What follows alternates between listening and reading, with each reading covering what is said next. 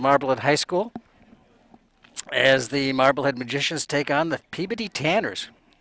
Captains are out there on the field right now. We'd like to thank the National Grand Bank for being our community partner in bringing you MHS Sports on MHTV.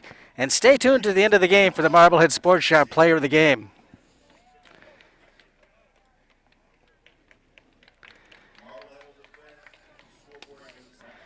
So Peabody will receive to start the football game. They were represented out there by Cam Kuzi, one of their captains, and Marblehead was represented by number 52, Cam Janik. So now the national anthem coming up. Under the direction of Mr. Kevin Gadu.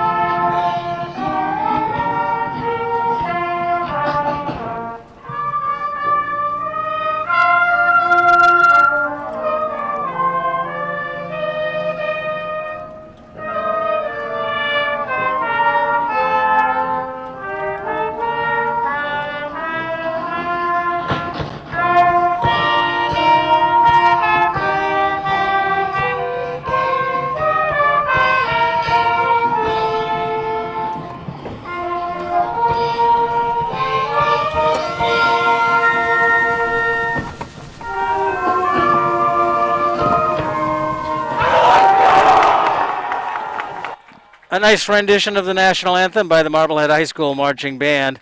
And tonight's game is going to be officiated by referee Steve Walsh. He's got the white hat on. Umpire is Skip Likens. The head linesman is Scott Ciccone. The line judge is Pat McAndrews. The back judge is Mike Sullivan.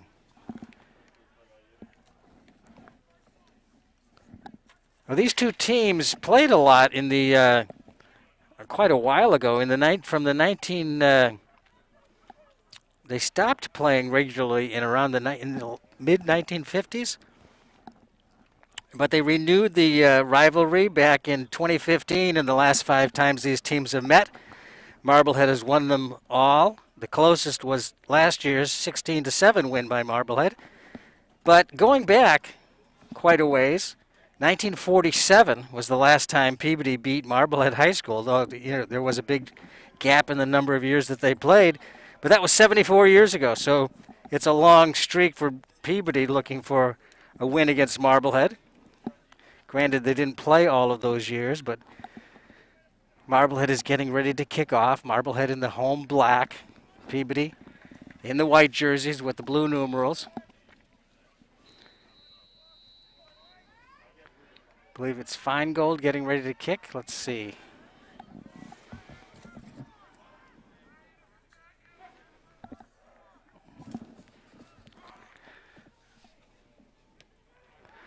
Kick is a low driving one, taken at about the 13-yard line. Ball is loose but covered by Peabody. The kick was made by Marblehead's number 40 and not on the roster. So it'll be 1st and 10 for Peabody. And the ball is spotted at the 26-yard line. Talking to the coach before the football game, and Coach Rudloff said that this is Peabody's first game. Their game last week was canceled, and for Marblehead, it's the second game. Marblehead doesn't know much about Peabody this year from what they've been doing. But we'll see. They're bigger than Marblehead, but so was Beverly last week.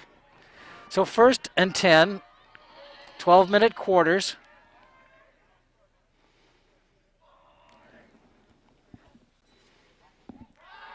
Drop back. Good protection. Now it breaks down a little bit under pressure. The quarterback gets the pass off along the sideline.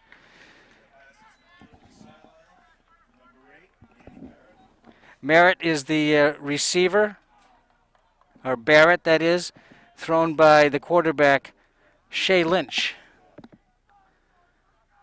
And a pickup of about 4.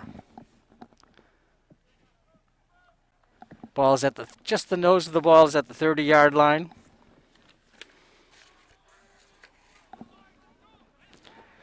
Spread formation, 3 receivers to the near side. Single setback behind quarterback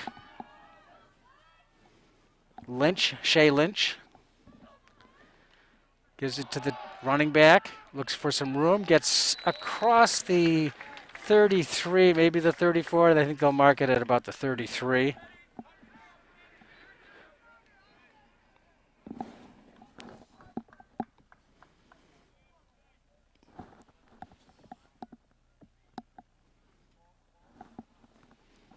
So it's 3rd down and a long 2.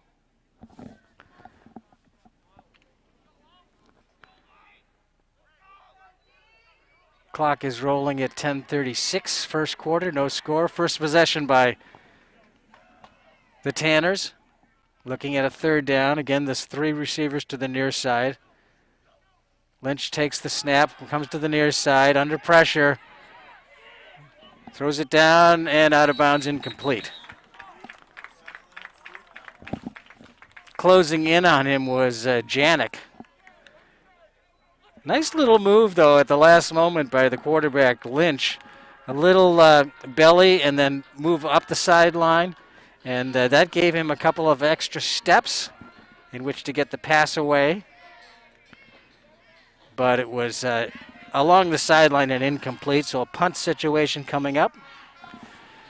From the 34-yard line, standing back at the 25 is Corelli, I believe. Let's see, yep, Corelli. One bounce, takes it on the second bounce, picks it up off the turf, comes to the near sideline, has some room, and hard running for Mitchell Corelli gets up to the 45-yard line. Nice return by Corelli.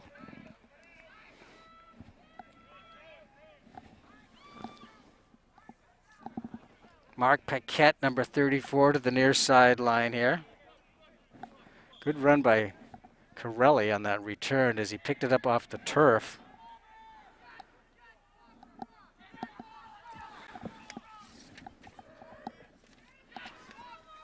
Robertson to pass on 1st down, looks and fires, and complete.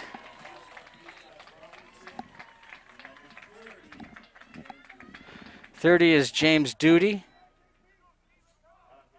Makes the reception. And it's good for about 8 yards. Into Peabody territory. Handoff to Percy. Percy has the 1st down. And a gain up across the 45 to the 44-yard line. Hard running by Percy.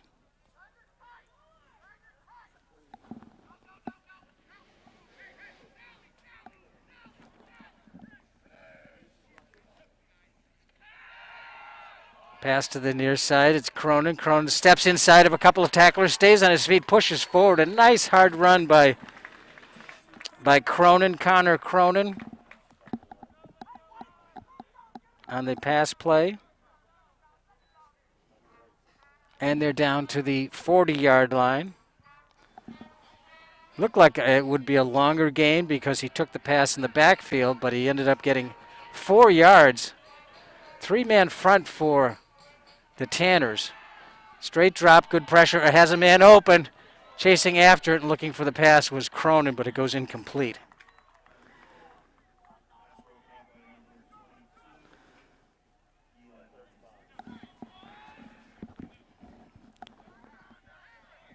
Robertson tried to thread the ball in there between a couple of defenders. did that, but it was a little bit out of the reach of the intended receiver, Cronin. Splitting to the far side is Corelli. 3 receivers near side. Percy in the backfield with Robertson. Now he switches over to the left side.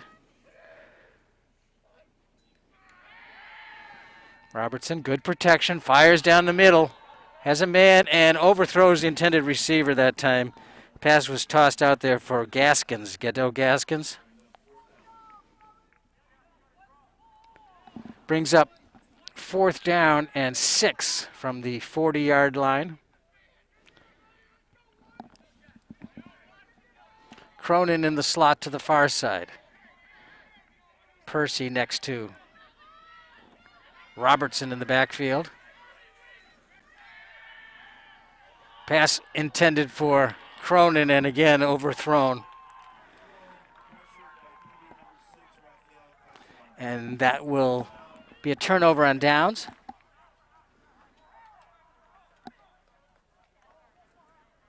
And it'll be 1st and 10 for Peabody from their own 40-yard line. No score.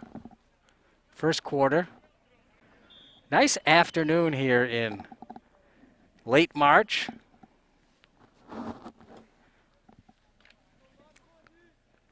A 50-plus degree day in March is a welcome thing. Sun shining, no clouds at all. Not much of a breeze. Lynch gets the snap. Handoff inside, a lot of running room. And a nice gain for Kuzi. Connor Cronin in on the tackle. And a 1st down across the 50-yard line. Gain of 11. Good blocking that time up front for Peabody.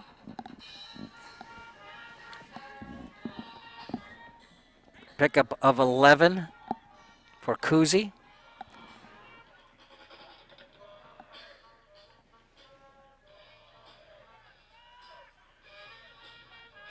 Try Kuzi again in the middle. Getting in on the hit for Marblehead. Monahan. JT Monahan. Gain of about 2 on the play. Ball's at just inside the 47-yard line. 2nd down and 8.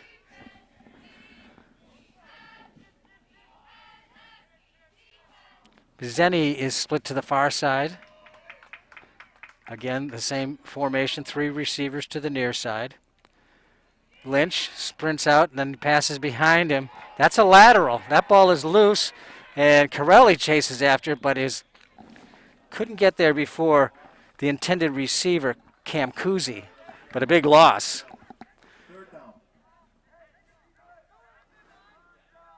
So a loss back to the 38-yard line.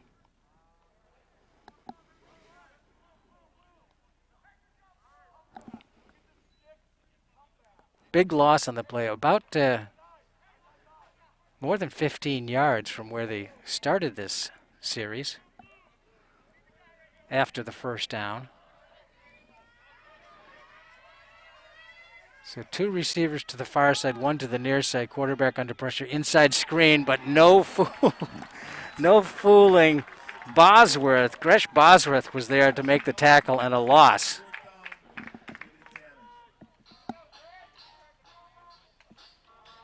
Back to the 32-yard line. Loss of 6. 4th down and 29.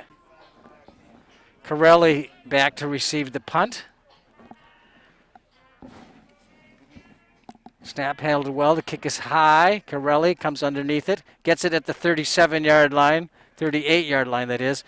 And is stacked up as he makes it to the 45-yard line.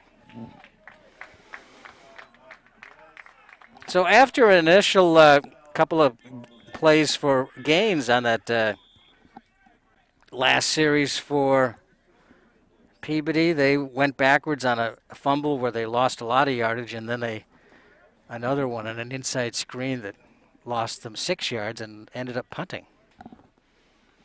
Clock stopped, 5:54 to go, first quarter, no score. So Marblehead has come out throwing.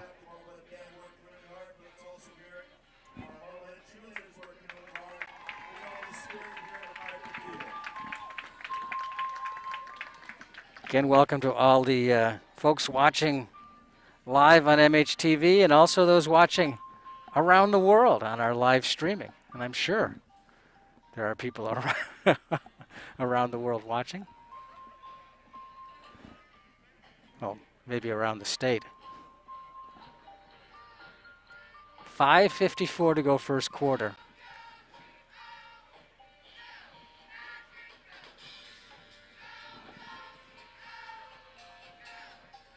Timeouts are longer this year. There's fewer of them, but they last longer.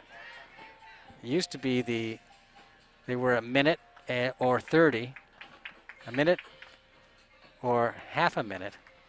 This year there were 5 in previous years.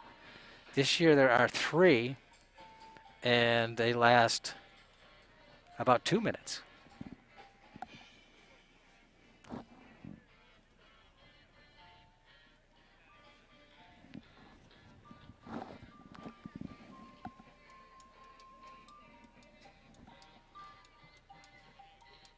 You couldn't ask for a nicer day to play football, especially for the guys that are out there playing and running around. It's comfortably cool.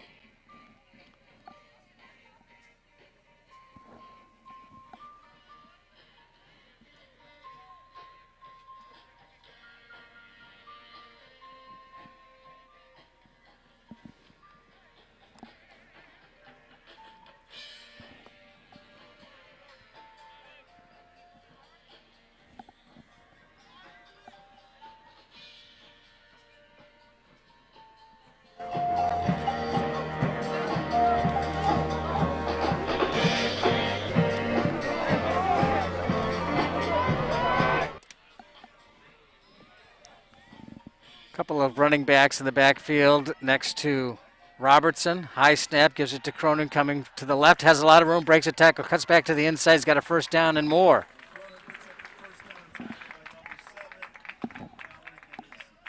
They started from the 45. Cronin gets the handoff and picks up about 12 yards.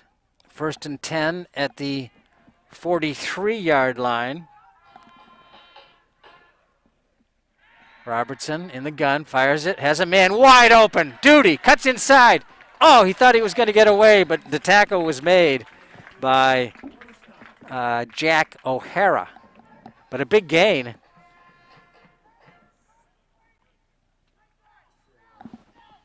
Down to the, let's see where they mark it. It's at the 16-yard line.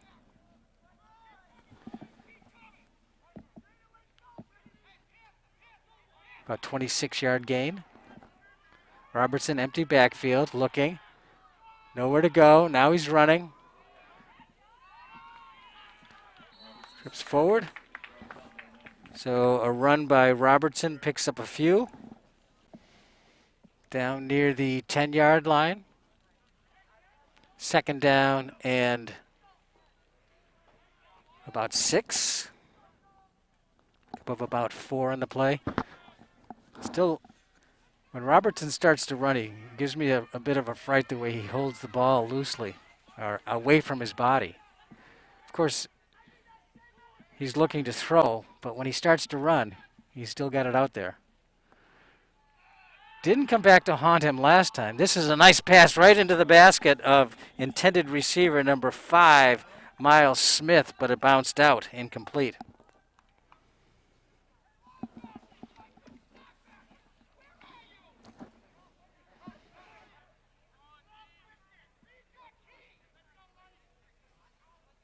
Signals from the sideline. Hand signals and cardboard signs. Percy next to Robertson. Ket to the near side. Percy gets the call, steps into the hole, pushes forward, gets down near the goal line. He should have enough for a first down. So the running game is working well for Marblehead. Trying to connect on the passing game. Ball is spotted at the 3-yard line. First and goal. A little bit of confusion on the defensive side. Robertson's got a lot of open space. He's going to try to cut to the inside. He does, and he's into the end zone. Touchdown.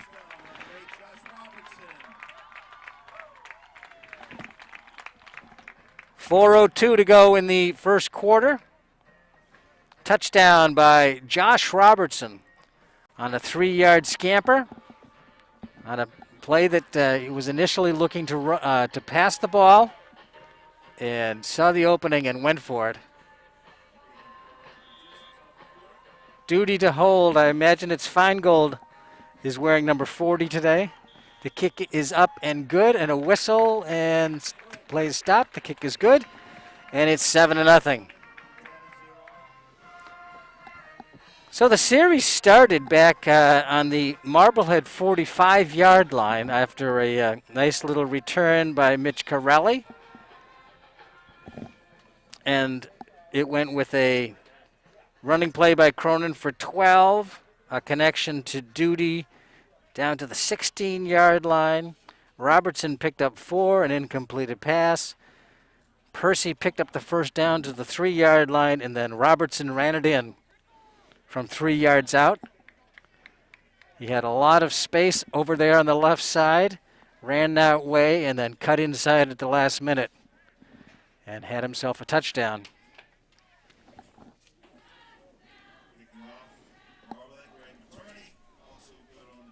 Number 40 is Greg Moterney, freshman.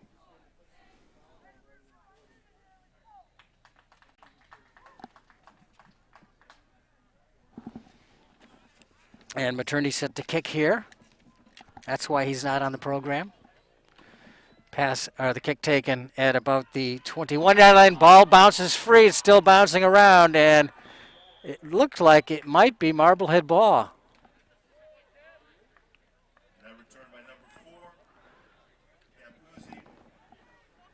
I know getting in there to try and...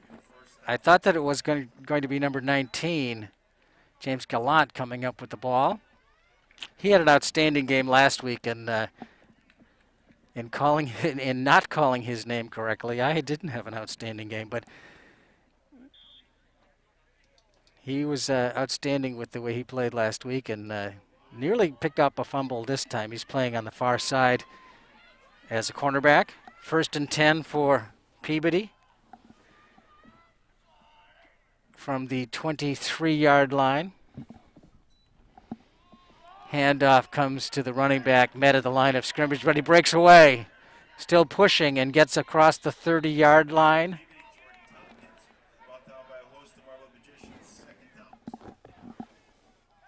Jordan Tompkins, the ball carrier. Gets up to the 30-yard line, gain of 7. 2nd down, 3. Clock rolling, 3:26 to go first quarter, 7-0 Marblehead on a 3-yard touchdown run by quarterback Josh Robertson. Lynch, two receivers both to each side. Lynch fires on the little button hook and enough for the first down. The pass was caught by Eli Batista.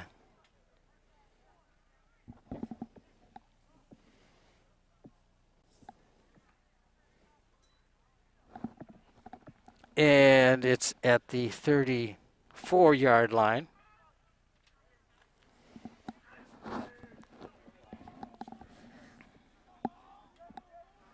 Pizzeni comes to the near side.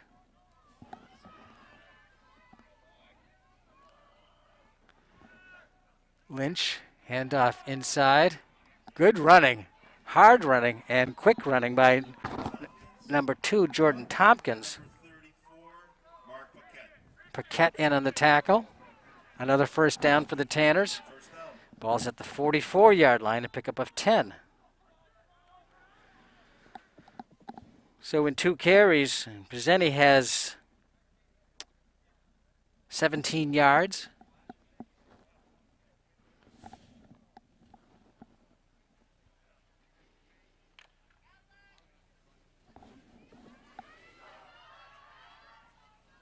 Danny Barrett split wide to the near side. 2 receivers on each side. Single back behind Lynch.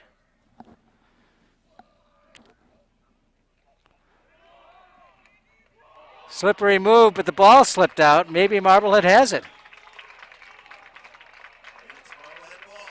I think it was Paquette that got the fumble.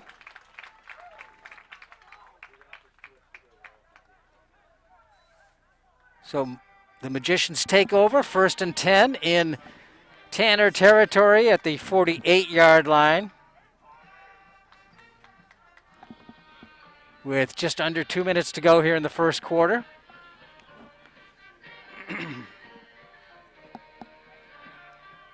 Three receivers to the near side for Marblehead.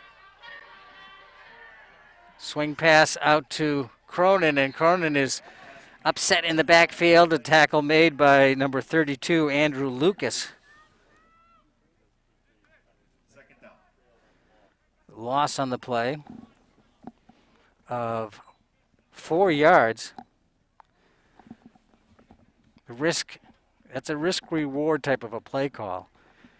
The risk is what we just saw. The reward can sometimes be a big gain. Corelli and Duty to the far side. Percy and Cronin on either side of Robertson. Percy gets the call. Cronin leading the blocking. Percy cuts it inside, gets up across the midfield down close to the 45-yard line. And they will mark it right at the 45.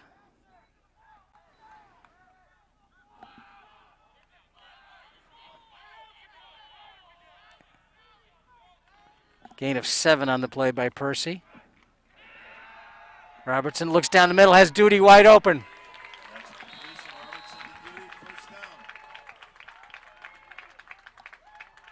Nice gain, good quick pass, and it was right on target.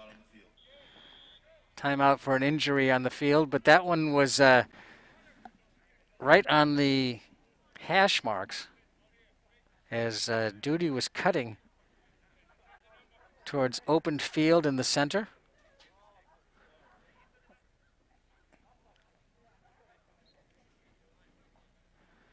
Officials are saying that on a timeout for injury, it's not a chance for the team to go over and talk to the coach. So they're back on the field and taking a knee. Player gets up. That was number 1, Jack O'Hara. Seems like he's okay. So gain down to the 30-yard line, pickup of about 18. Clock is rolling. 27 seconds. Cronin goes in motion. Percy gets the handoff from Robertson, puts his head down and pushes forward to about the 25-yard line. Pickup of 5. Sign of a good running back, and when it doesn't look like they've done much on a play, and then you look at the numbers, and that was a gain of about 4 yards. At the end of the first quarter now, the clock just ran out. The score, Marblehead 7 and Peabody nothing. We'd like to thank the National Grand Bank for being our community partner in bringing you MHS Sports on MHTV. We'll be back with the second quarter right after this.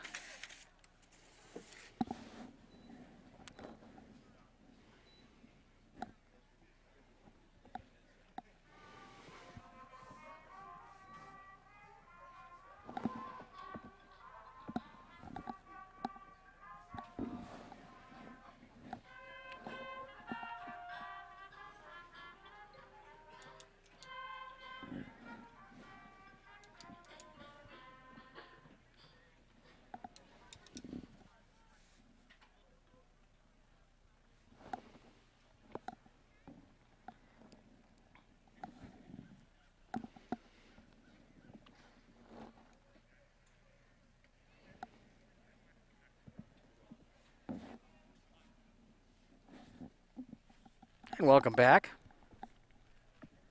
Maybe we didn't go anywhere. Who knows? 12 minutes on the clock as we get set for the second quarter of the football game. The only score has been a 3-yard scamper by number 8, the quarterback, Josh Robertson. It capped off a 1, 2, 3, 4, 5, 6-play drive.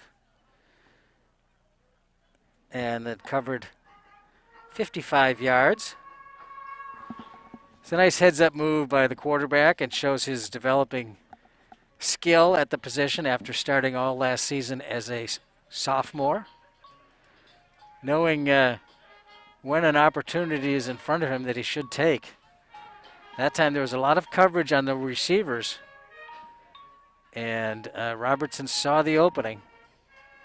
And the nice cut at the end of the run, as you just saw there, was what made the touchdown work. So we're underway here, just about to get underway with a 2nd down and 6. Ball is at the 30-yard line. 12 minutes on the clock. Robertson has receivers to the near side, looks that way, and then he looks down deep to the right side and passes it over the head of the defender and just out of the reach of, I think it was Corelli, I think it was Corelli. Or maybe it was Duty. Corelli. Well, they were both out that direction. Let's see if we can see better on the replay. Yeah, it was Corelli that he was the intended receiver. Nice pass, however, by Robertson. That's dropping it in the bucket.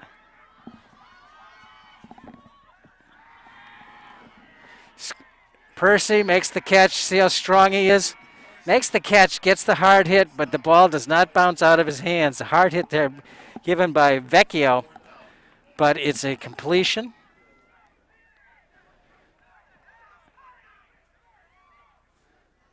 And brings up 4th down, 6 to go. No gain on the play. Percy to the right of quarterback Robertson. 3 receivers near side.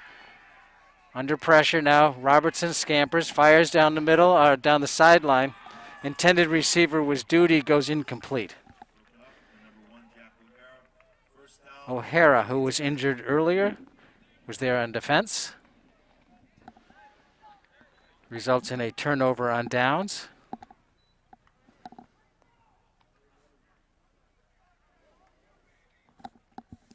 And Peabody takes over, 1st and 10. At the 25-yard line.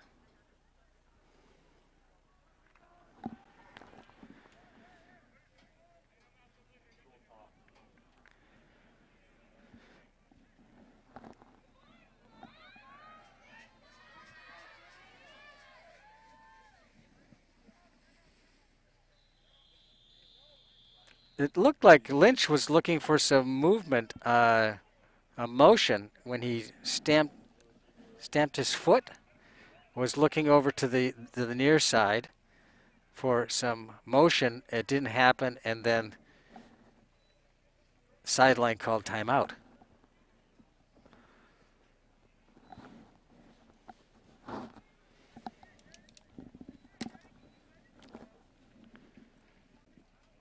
So fans aren't, well, there's a few here, well spread out. I'm sure it's mostly parents and relatives. Doesn't look like a lot of doesn't look like a lot of students except for the cheerleaders and the team and the band. Once again, the band doing a great job. They give it the feel of a football game. And there's some tightly packed fans over across the way from Peabody. Sitting in the sun, they're the lucky ones today.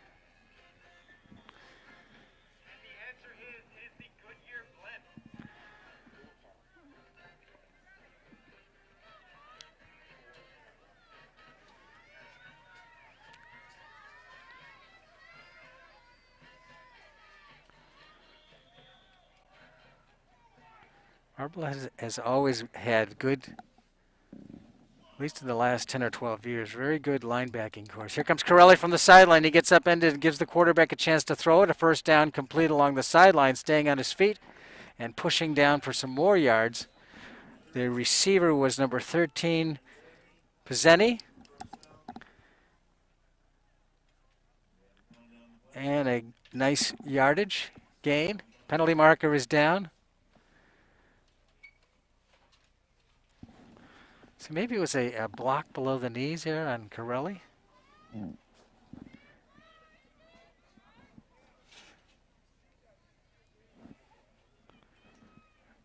Erases a nice gain for Peabody. Could have been a hold. Didn't see a call. But it pushes it all the way back to about the 12-yard line. First down and 25. Shea Lynch gets the snap, sprints to the near side. Nowhere to throw it, comes to the sideline, runs out of bounds with Cronin escorting him off the field. But a gain on the play by Shea Lynch up to the 22-yard line.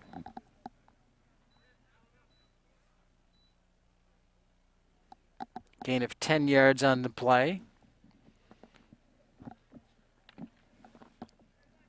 It was first and 23. Now it's second and 13.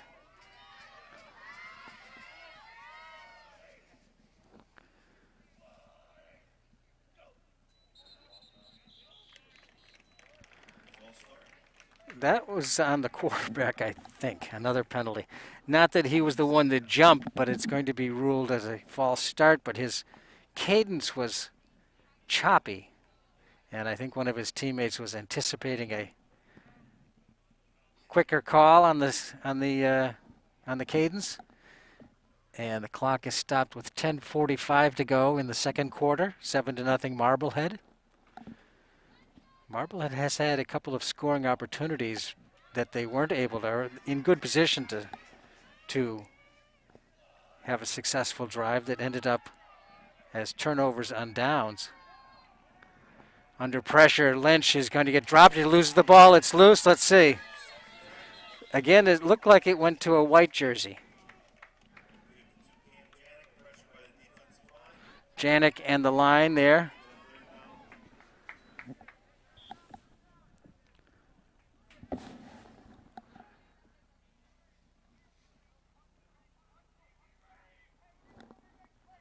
Didn't see who picked it up there, either that time or live, but remains at the 12 with a third down and 23 to go.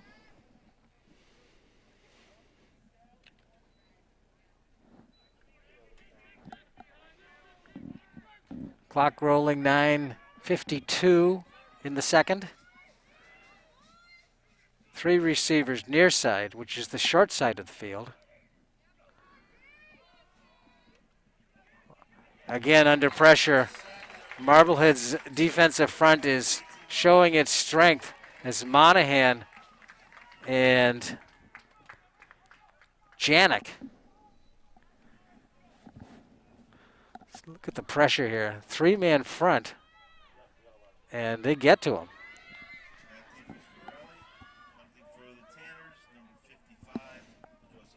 Loss of about 2 on the play and a punting situation from the end zone. Snap is good. Kick is good. Bounces at about the 45-yard line, but Corelli picks it up there, stays on his feet, makes a great move down the sideline. He's got one man to beat. He's going to go. Touchdown, Mitchell Corelli. Penalty marker is down at the 21-yard line. Usually a block in the back on this type of a play.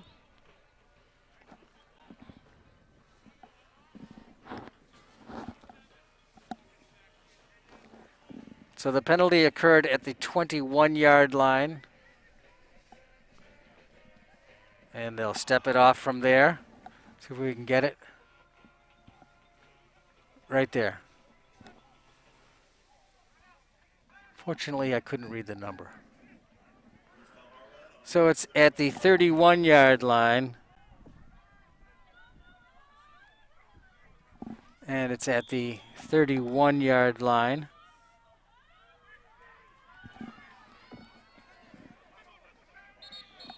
Timeout taken by Marblehead. 8:51 on the clock. Looked a little bit like there was a little bit of confusion right from the time they broke the huddle. So let's take a look at Corelli's return again. Now it's a bouncing ball, hard to feel. He does the right thing, lets the big bounce come to him. Cuts inside with a great move right there. And there's one block. Here's the block that caused the penalty. But a great return by Corelli, showing good speed and good running instincts. And strength as well. I mean, he's a strong kid.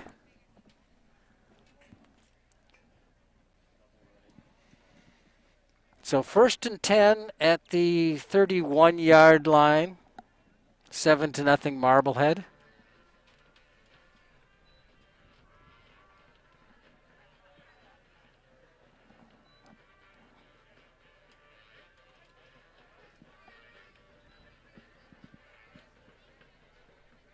I think all the teams that are playing football at this time of the year are experiencing lower numbers on the team. I know it's true for Marblehead. Some of the players are playing other sports. So here we go, 1st and 10 from the 31-yard line. Percy gets the call, good hole, he stays on his feet, avoids the tackles, twists and turns, and still running. Up close to the 20-yard line. Did he fumble the football? Ruled down by contact at the 20.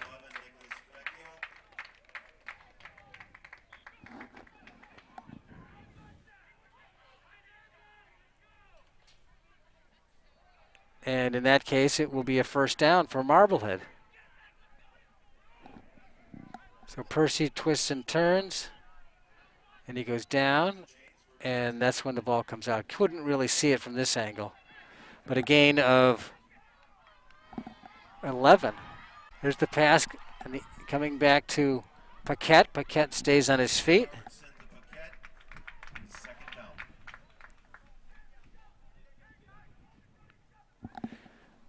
Paquette's reception results in a gain of about 5.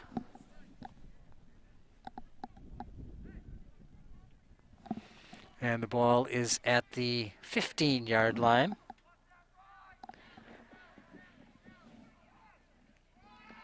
Percy gets the call again, stays on his feet, pushes forward, hard running. Hard to bring George Percy down. And he's across the 10-yard line. And that will be a 1st and goal.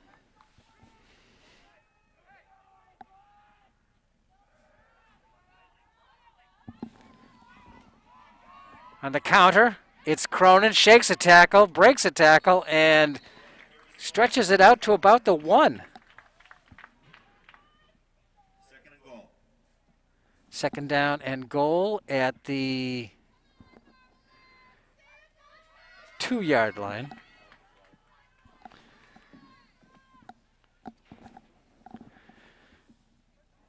Percy's been pretty effective in short yardage situations. He's got extra blocking on the right side, tight end inside. Hand off right, off tackle right, nobody touched him.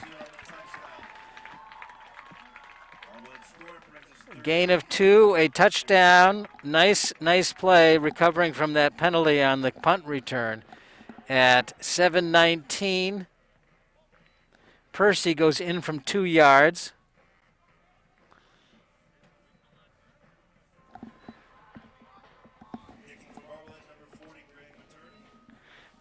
Greg Materney to do the kicking.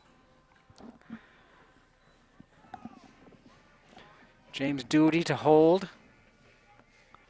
Good snap, nice hold. Very close, but he got it off. And it's a good kick. 14 Marblehead, Peabody 0. 14-0 Marblehead kickoff. with 7:19 to go in the second quarter. Well, that drive started as after a punt by the Tanners that Mitchell Corelli fielded at about the 45-yard line of the Marblehead 45. Would have resulted in a 55-yard touchdown return, but there was a block in the back at about the 20-yard line that caused a penalty and a step off of about 10 yards. So the drive started on the 31-yard line.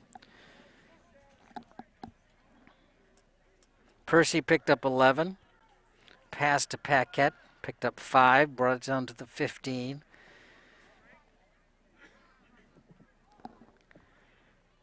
A gain of 5 yards down to the 10. Pick up by Cronin down to the 2, and then Percy goes in from the 2-yard line.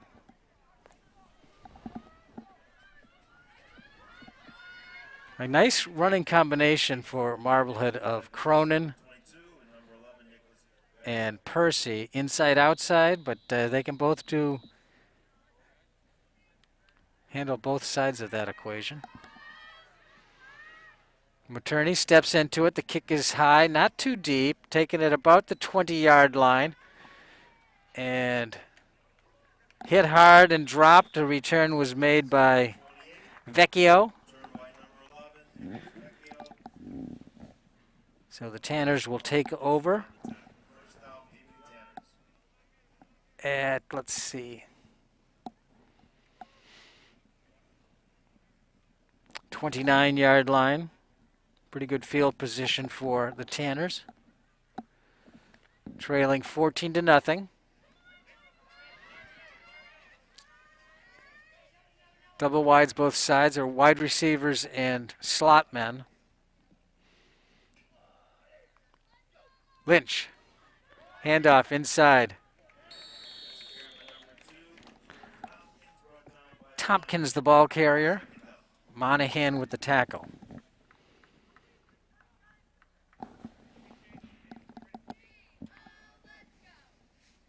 Ball is at the 30-yard line, a gain of 1.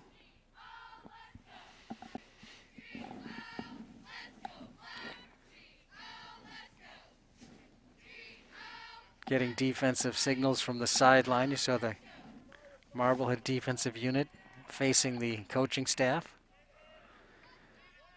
3 down linemen and 4 linebackers, cornerbacks and safety. There's a long pass as the man, and the pass was over his head. Intended for number 13, Vizeni. But Lynch's pass was out of reach.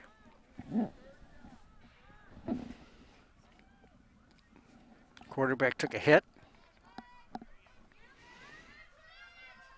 That pressure might have been the reason why the pass was thrown inaccurately.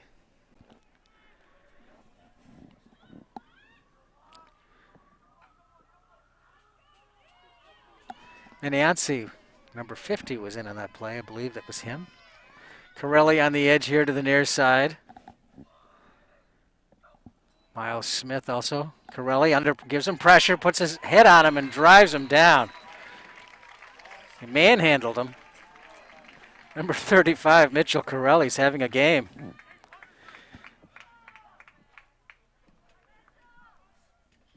They started at the 30-yard line, and now they're back inside the 20, so a loss of more than 10. Corelli.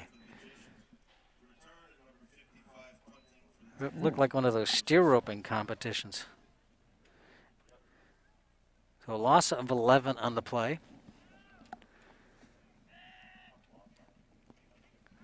Under pressure, but the kick is a low driving one across the way. They kicked it away from Corelli, and they've got a great bounce. It stays inside. Corelli picks it up at the 27-yard line. and made what he could out of it. Marblehead first down. So the Magicians will take over with 5:31 to go, second quarter, leading 14-0. The ball will be spotted, or is spotted, at the 27-yard line. But once again, like we saw last week, Marblehead's defense is getting stronger as the game is going on.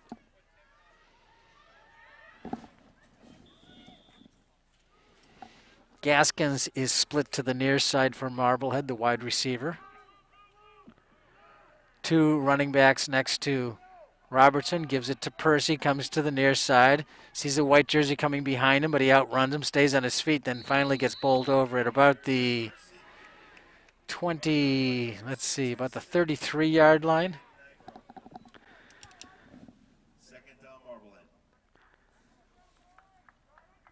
Pickup of 6 on the play. Nice patient running by Percy.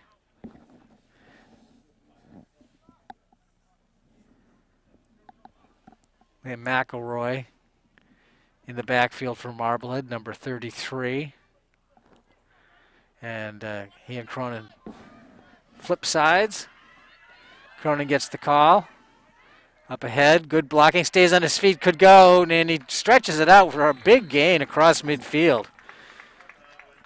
Good blocking in front of Connor Cronin. A first down. 18-yard run at the 49-yard line of Peabody.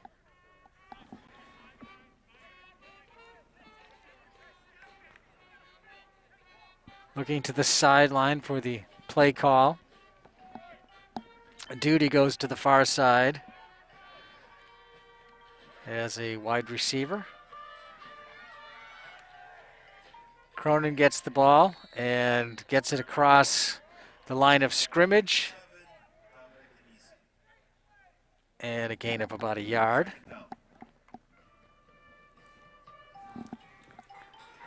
At the 48.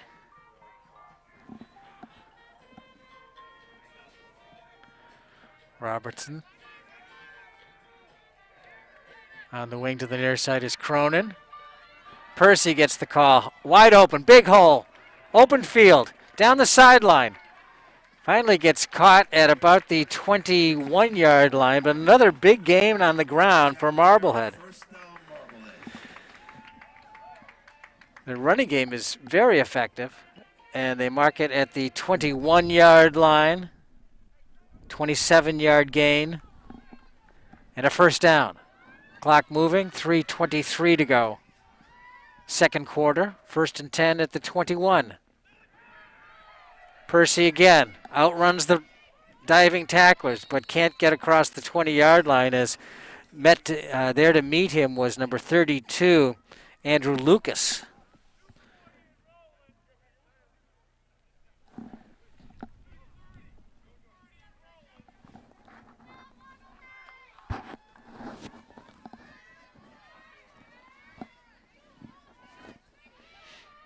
Second down, 10. As you saw the last play, it was a good escape on the first couple of tacklers. Cronin, nice elusive move, cuts it upfield, gets across the 20 and down near the 15. Number 66.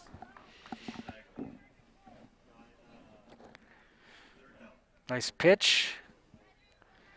Cronin made that work with the sprint to the outside, and then as the defenders reacted to that, he cut up inside and picked up about 4 yards.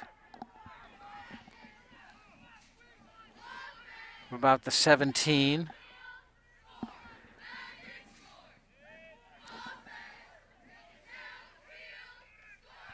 Straight drop.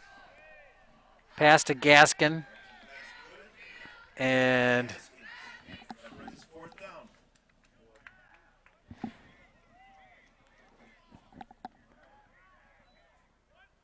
Gaskin was just standing there waiting for the pass, had a knee on the ground, and was knocked over after he caught the pass. Zenny made the play for Peabody. 4th down and 2 from the 14. Percy's got a first down. Let's see. Looks like it. Percy on the carry. Brought down again by number 66. Jade Nigro. So when they need short yardage, they know where to go. Got good blocking up front. Percy pounds in there. And we're going to get a measurement here. So the ball, it looks to me like it's inside the 11. And they needed the 11, but we're at a distance, so it's hard to tell.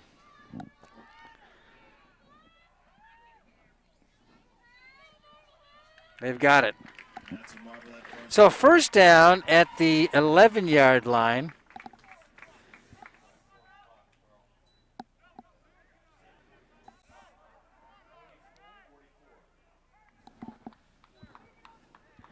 Clock is stopped right now, and it's adjusted to the correct time. It was 44 seconds left in the. That's why you saw it jump there in between plays. It was not an official time, an official clock, and a call from the field. You can hear. With the lack of fans, you can hear things they normally couldn't hear at a football game. And one of the officials called, the timekeeper called up and announced that there should be 44 seconds on the clock. And that's how it was adjusted. So a timeout taken with 36 seconds on the clock, 14-0 here in the second quarter. And a scoring opportunity with a 1st and 10. They can get a first down to the 1-yard line, but they don't have a lot of time.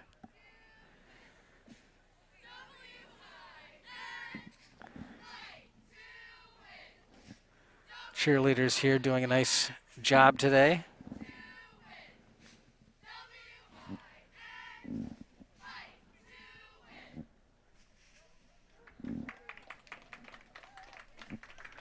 Nice work, ladies. So 1st and 10 at the 11-yard line, 36 seconds on the clock. Marblehead would like to take advantage of this scoring opportunity. And they've got Robertson in the gun. Gaskin split to the near side. Duty to the far side. Tight formation. And Percy is next to Robertson. Motion comes this way. Corelli gets the call. Cuts it up inside. He's met at the 10-yard line. Stretches it out. Second down. Brought down by number 32. And Lucas makes the tackle. Picks up about maybe 28 seconds to go in the half. maybe a yard or two.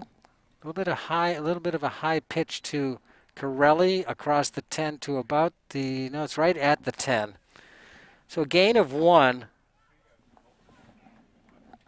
and a runoff of 6 seconds on the clock. So it's 28 seconds to go. 2nd and 9.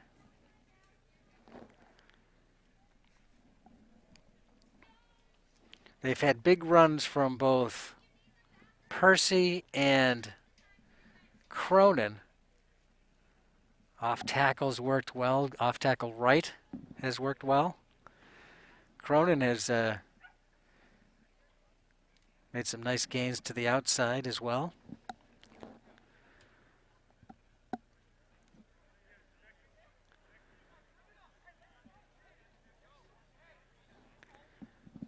$14-0 at with 28 seconds to go in the second quarter. Halftime coming up.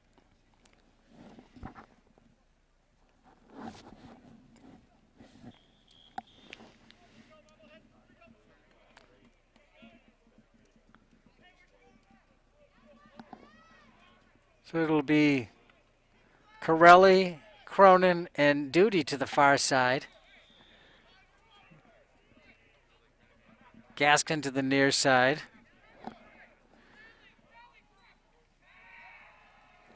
Good protection for Robertson. Fires a man. Touchdown. Cronin is good in the corner. Marblehead touchdown. So Robertson gets it to Cronin. They pick up the, let's see, they were at the 10, they had 10 yards to the goal line and a TD. A nice play. Let's take a look at that. Yeah, we see Cronin.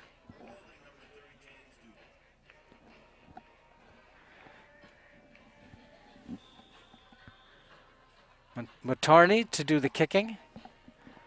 Out of the hold of James Duty. Steps into it, kicks it up, and kicks it no good. A little bit wide right.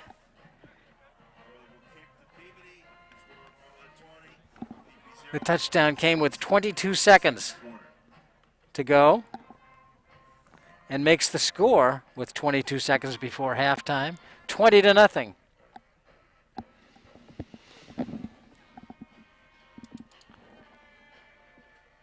Well designed and well executed. And Robertson put it right where it had to be. Cronin made the catch and went to his knees. 22 on the clock when 22 caught it. 20-0. And a kickoff situation.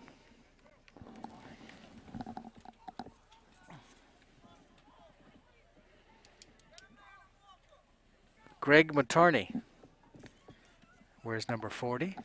A freshman. He's got a strong leg.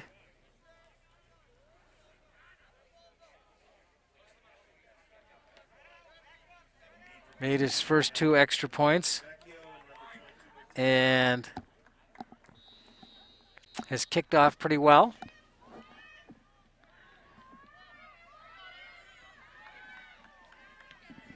Low drive, bouncing, picked up at about the 20-yard line and met at the 27 and brought down. The return was made by Nick Vecchio.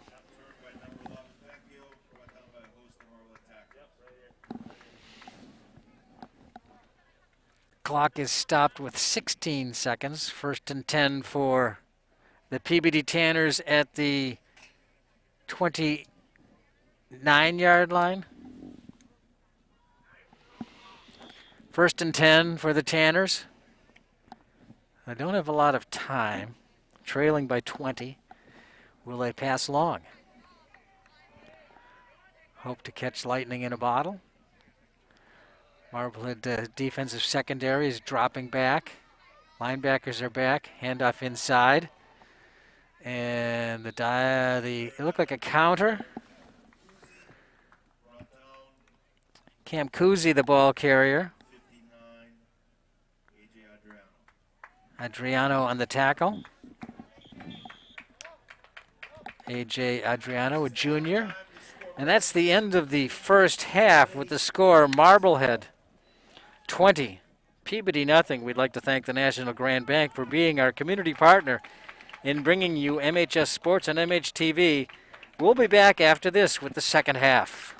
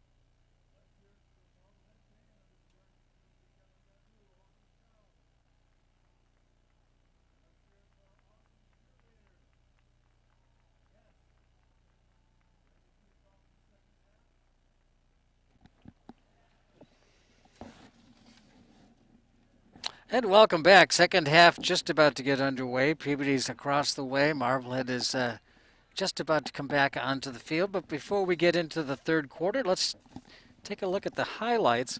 Starting with the first touchdown. This was a 3-yard gain by quarterback Josh Robertson. Saw the wide opening, sprinted out, then cut back in as the defenders were outside of him and didn't give that defender number 15 much of a chance as he was knocked over. That was Teixeira. And here goes Percy on a 2-yard touchdown run, making it 14-0 after a couple of extra points by Moterney. Here comes the last touchdown coming with 22 seconds. A nice pass from Robertson to Cronin. Extra point was no good, and it's 20-0 at halftime. And that was a nice drive the way it was capped off. They took the ball on the punt, and they were 73 yards away. And they went 73 yards in 10 plays. The final play coming with 22 seconds left and a 10-yard pass from Robertson to Connor Cronin. 20-0 at the half.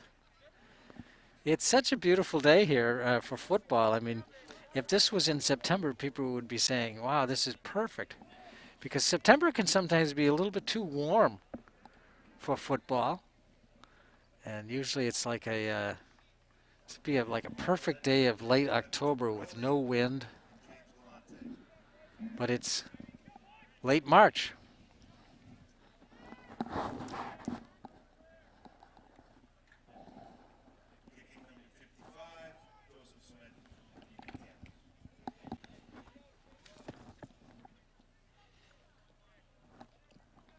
Swanton to do the kicking for the Peabody Tanners. 12 minutes on the clock. Third quarter just about to get underway. 20-0 lead for Marblehead. Swanton steps into it. Line drive, bouncing. Corelli has trouble with it. Picks it up at about the 15-yard line. Stays on his feet across the 20. And it'll be 1st and 10 for Marblehead. At the 22. Let's see where they spot it.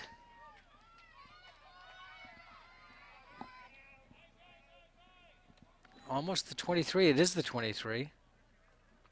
So Marblehead starts the first possession of the second half from the 23-yard line. Robertson. 3 receivers to the near side looking to throw. Coming over the middle was Cronin. Had his hand up looking for the ball. This one's intended for Smith. Miles Smith.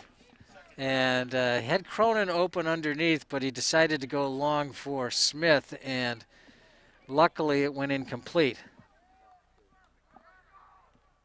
Double coverage on Smith down the middle, and the pass was slightly underthrown, so everyone was holding up, waiting for it. Paquette to the near side. Here comes Percy. Hanging on tightly to the football. It gets to about the 25-yard line. Gain of about 2 yards. 3rd down, 8. Smith back in, and Paquette steps to the sideline. Comes the run by Percy. They closed up the hole pretty well, the Tanners did on defense. It's at the 27-yard line. Cronin in motion.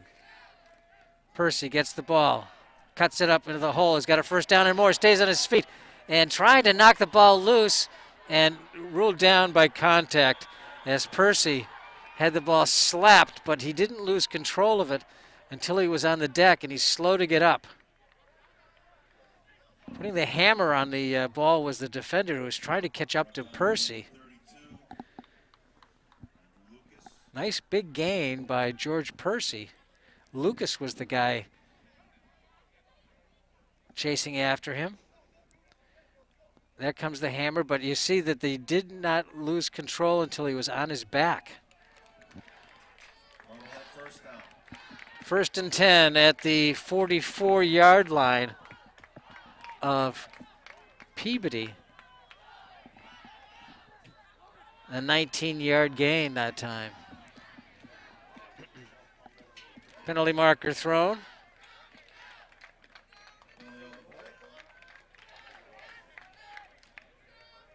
Unsportsmanlike conduct against Peabody.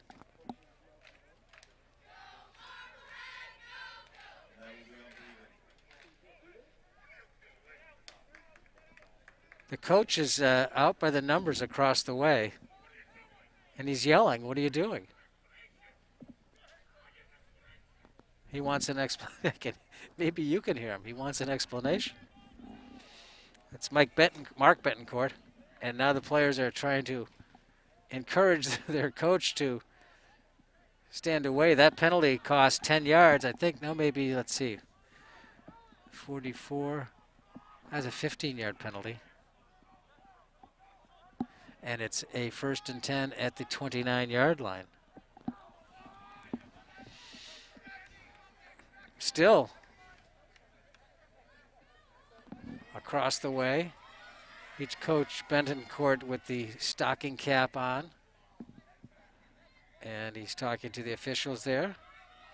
And the guy in the white hat, Steve Walsh, is the referee. He's the leader of the crew.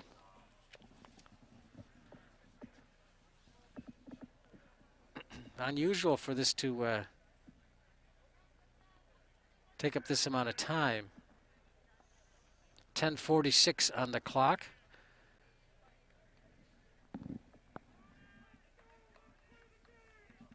Two hands around the ball when he hit the deck. That's the call. The ball's loose, but the play was called down by contact.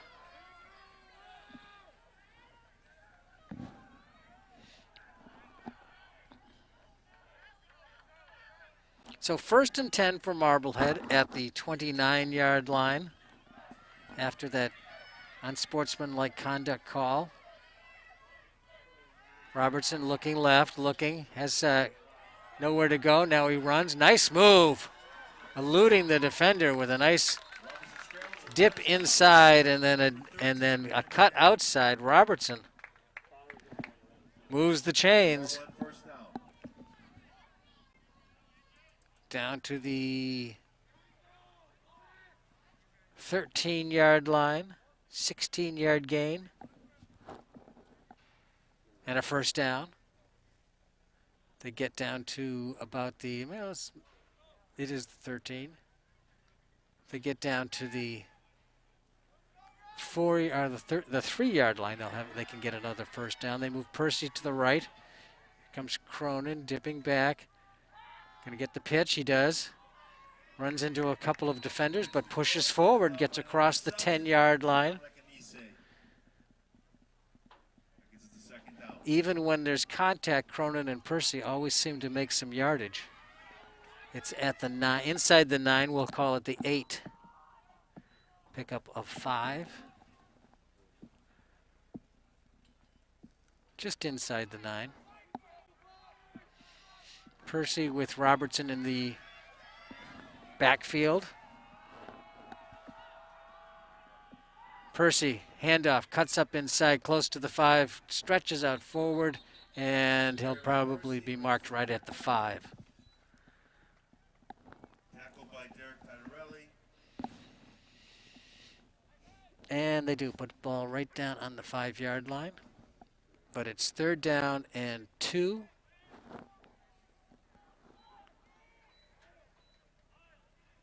Percy and Cronin on either side of Robertson. Cronin under pressure, but good speed, and he runs it into the end zone. Has a touchdown by number 22, Connor Cronin. Cronin. There is a flag on the Penalty marker is down.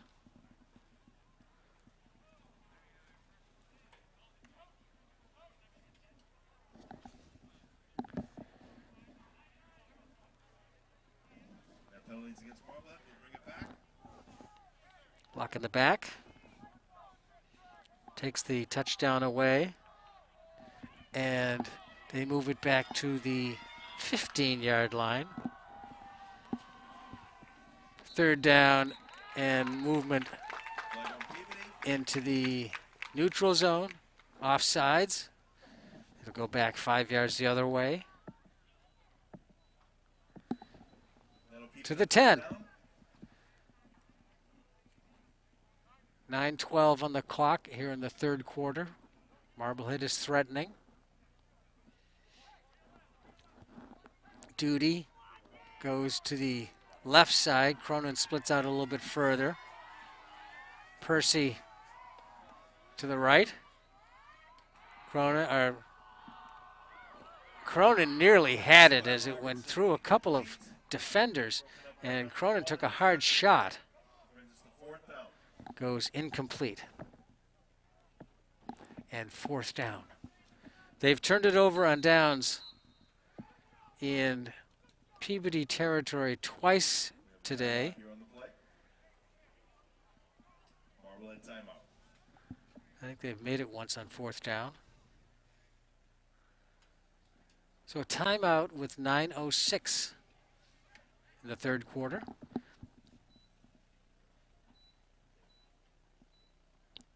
This drive began back on the 23-yard line at the other end of the field. It started with an incompletion, a Percy gain of 2 yards, and Percy went for 19, and a penalty against, that was against Peabody. That was the one where the coach ended up on the field for quite a while and wanted an explanation. Then Robertson picked up 16. Cronin picked up 5. Cronin got into the end zone, but a penalty brought it back to the 15. And before the next play, there was an offside penalty on Peabody, and then an incompletion, and it's 4th and about 7, maybe 6.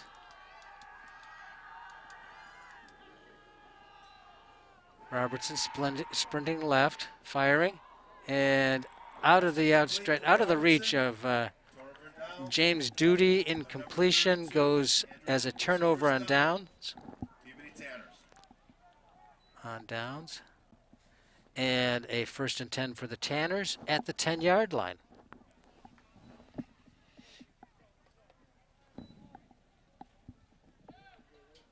So that time penalties hurt Marblehead as an illegal block. Took a touchdown off the boards. And the Magicians were not able to recover from that penalty. And they turned it over on downs. 1st and 10 for the Tanners. 3 receivers to the near side for Shea Lynch, the quarterback.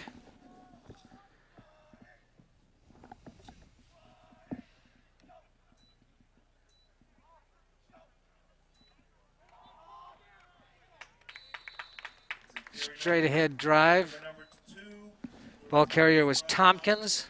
captain, number 52, Cam Janik. Janik in on the tackle. Pickup of a yard 2nd down. at the 11.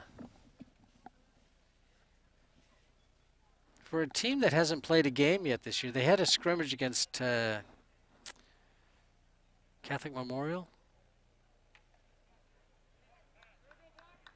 They did pretty well in that, but scrimmages are not real games, so it's hard to really tell. This was the assessment of Coach Rudloff. Pass to the near side. Not a lot of room once he made the catch. Ball was tossed from Lynch to Bezzeni. Brought down by Captain Miles Smith and number 35, Mitchell Correll. Gresham Bosworth was in on the play. And a gain of 2. Brings us to 3rd down. And they're at the 13-yard line.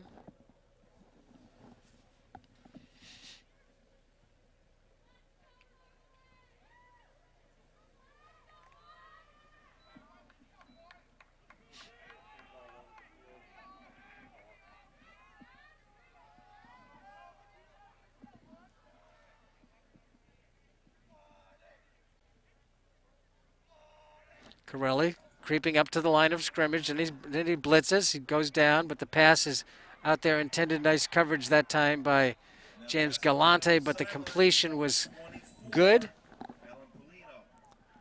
to Polino. Brought down by number 19, James Galante. That is a Tanner's first down. And a 1st and 10 for the Tanners at the 25-yard line. Gain of 12 on the play. Peabody really hasn't done much in their passing game today. They're going more to it now. Galante with the sure tackle brings him down. Vecchio was the target. Number 19, James Galante. Second down. And no gain. Quick reactions by the cornerback.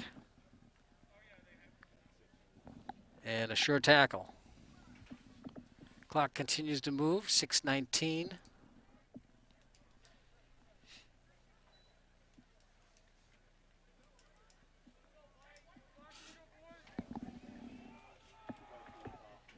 Danny Barrett split to the near side for the Tanners.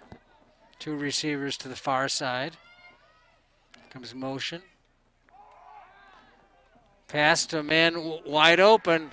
Corelli trying to catch him. There goes Galante, but they're not going to catch him. Paquette has a chance, but no. Into the end zone for the long touchdown. That is a touchdown. Caught by number 13, 75 yards. Shea Lynch.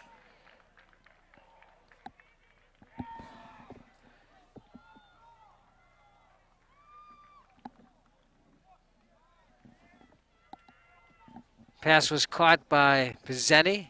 Good protection. The coverage broke down there. For the Tanners, number 55, Joseph Swanton. See, trying to catch him there was Galowski. But Pizzeni goes 75 yards. Kick is a line drive, no good. And the kick is no good. Kick was made by number 55, Joe Swanton. 20, Peabody 6, 5:36 left to go in the third quarter. Peabody kicking off the Marblehead. So Peabody gets on the board here with their first possession of the second half, a 75-yard touchdown strike from Shea Lynch to Brandon Pizzeni. Good protection. Pizzeni wide open behind the defenders. Corelli and Mikulowski in pursuit. And there goes Paquette trying to knock him out. Knocks him down, but once he's in the end zone, it's a touchdown. So with 5:36 to go on the clock here in the third quarter, it's 20-6 Marblehead, and the Magicians will receive the kickoff.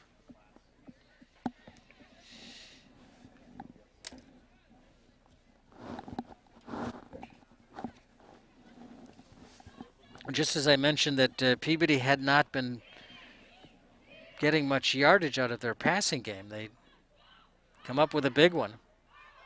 Strike for 75 yards. Thank you, cheerleaders. Awesome job. Coached by Miss Sam Clipper and Miss Shannon Carlson.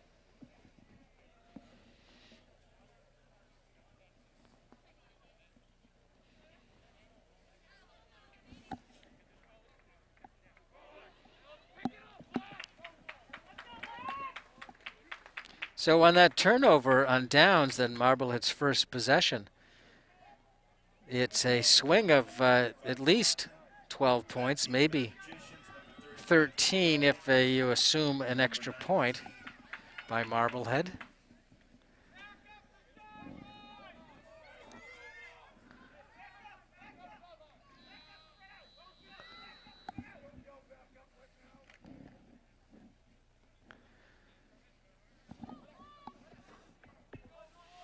Joe Swanton to do the kicking.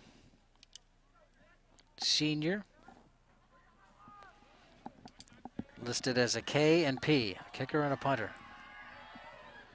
His kick is Paquette calls for the fair catch and then takes some steps, but they'll mark it from where he caught the ball. And it's 1st and 10 at the 30-yard line. Good field position.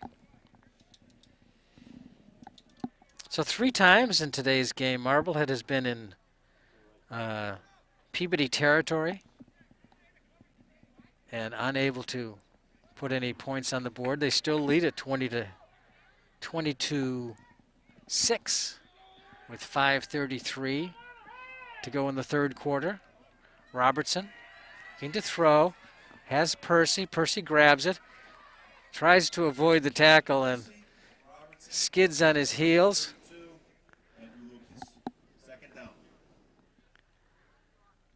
And 2nd down coming up, a gain of 4 at the 34-yard line.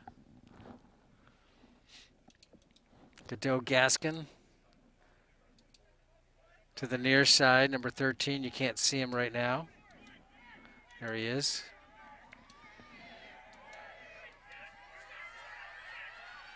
Play action fake to Percy. Robertson keeps it, moves forward, gets close to the 40-yard line, but it may be, let's see, if they mark it at the 40, he'll have enough for a 1st down.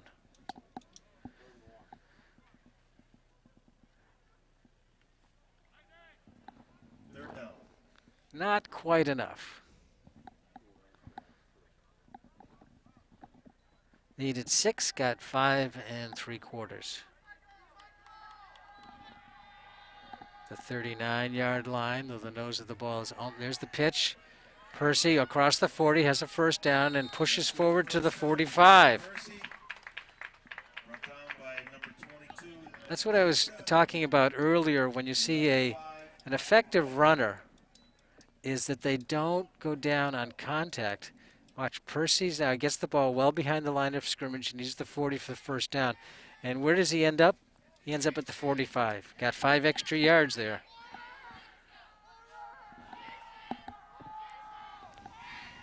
Comes the quick pass to the near sideline. Duty run out of bounds at about the 46-yard line. They're going to mark that at the 45-yard line.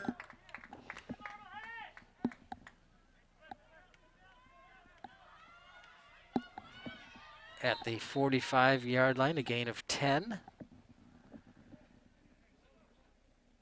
And there's a discussion.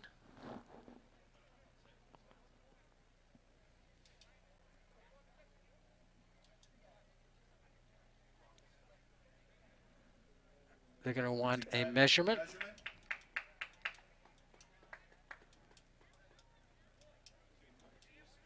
It's really going to depend on where the ball is marked, as far as where the chain is marked on the halfway point, on the 50-yard line.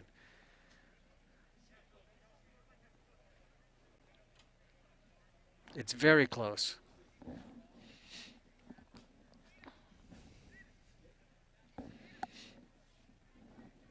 Hard to see for sure. I think yep, they've got it. So 1st and 10 at the 45-yard line after that 10-yard gain on the play to Duty. Skipped along the sidelines.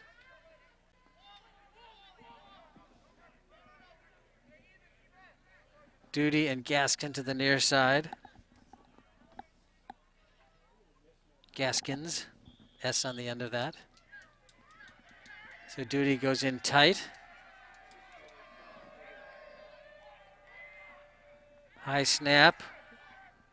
Robertson under pressure. Stays on his feet and escapes. He's got room. Boy, he's made a lot of people miss.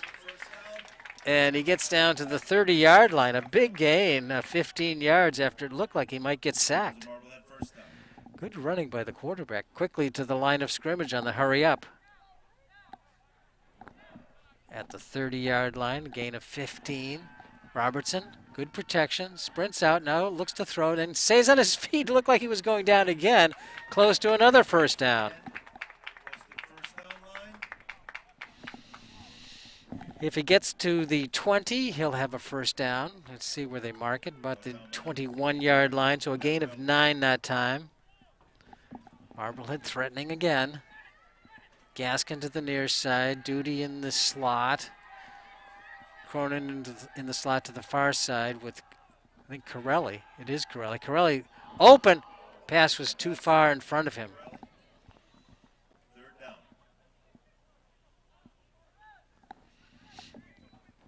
From the wide receiver spot there, you see number 35. That was Mitchell Corelli, and he went down the field and then cut to the center, a post pattern.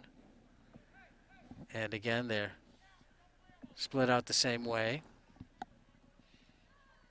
Here comes Cronin in motion. Percy didn't find any room and gets back to the line of scrimmage. May get a gain on the play. He does. Push the pile forward, strong kid. And he picks up 3 yards. Should be enough for first down.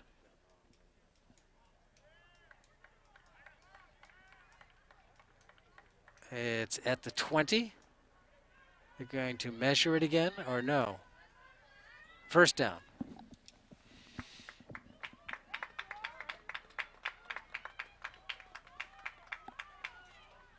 First and 10 at the 20-yard line. 2:26. Cronin comes in motion. Robertson looking under pressure. Didn't have time to get it loose. By number 66. 66 was in there for Jaden Nigro. A sack on the play. Second down. And a loss back to the 27, 28-yard line. Loss of 8 on the play. Robertson just didn't have a chance. They were on him before he could even think about getting rid of it.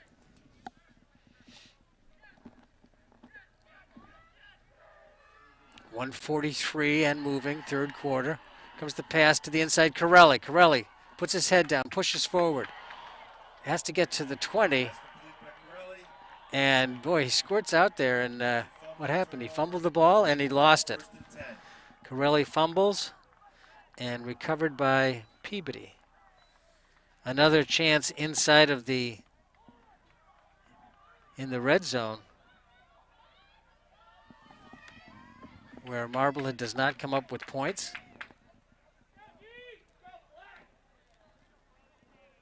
Well, not necessarily. I don't think all of those, the 2 previous turnovers on downs were inside the red zone. I think one of them was. This one was inside the red zone, which is from the 20-yard line in. Took a lot of time off the clock, but Peabody has shown that they can strike quickly from long distance. It's at the 18-yard line.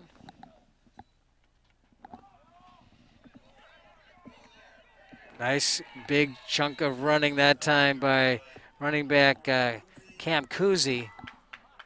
Brought down by number 22, Cronin. Cronin on the tackle and a first down up to the 31-yard line.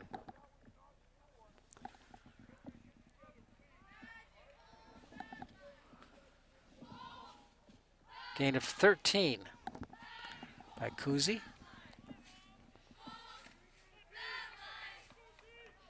It's a danger of getting up by 20 at halftime.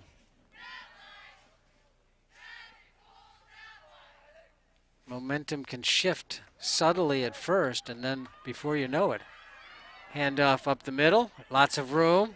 Kuzi's got another first down and out of bounds. And that's a first down carry by number 4.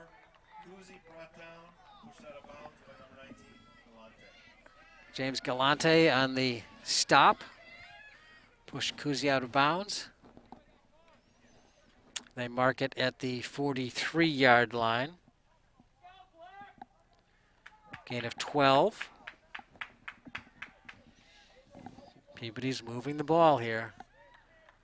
Inside of a minute to go in the third quarter. Marblehead calls a timeout. Timeout taken. Don't forget, at the end of the game, we're going to have the Marblehead Sports Shop Player of the Game Award. Last week it was Cronin. Don't forget as we round in, close to the Had a couple of touchdowns and good defensive work. Make your afternoon great. clock stopped with 50 seconds to go in the third quarter.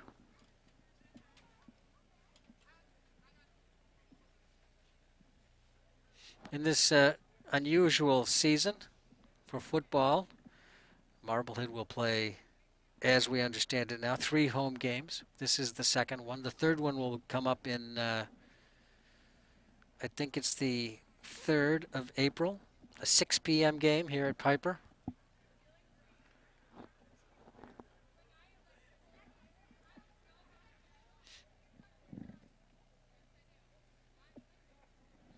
We'll be here with the MHTV, MHS sports crew to bring you that game as well. I think it's an 8-game schedule, and unlike a normal season when you can expect a 50-50 split in games, when you have 5 away and 3 at home, it makes a difference. But there are no playoffs and no postseason. It's just a very unusual season. But everyone's happy to be back. Under pressure now, Lynch sprints out, and he gets tripped up and loses the ball. Is that a fumble? An incompleted pass. Monahan, number 62. Putting pressure on Lynch. Nice defensive work by Monahan. He and Janik have been dominant.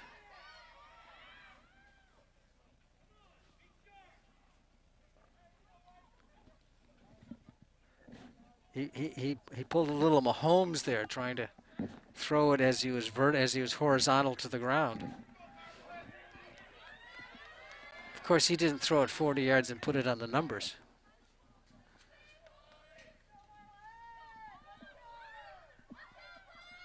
Lynch, straight drop, looking, good protection, looking under pressure.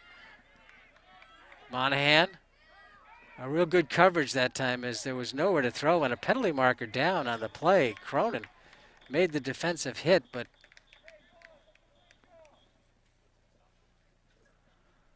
we'll see what they call on that. Cronin was away from him when he made the contact with the ball. And the flag seemed to come in reaction to the play on the ball. Holding call against Peabody. So from the spot, let's see, do we see a hold? No. We got a lot of time here as he starts down the side, goes to throw it. Where's the hold? On 52, right there. Maybe that was it. It was done against Marblehead's number 52, which is Cam Janik. And they step it off back to the 36-yard line. And it's second down and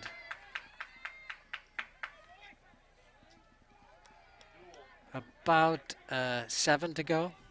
17, I mean. Second and 17 from the 36-yard line. 10 seconds to go in the third quarter. Lynch, under pressure, gets it off a short pass to the near side, and the ball's loose and recovered out of bounds. No.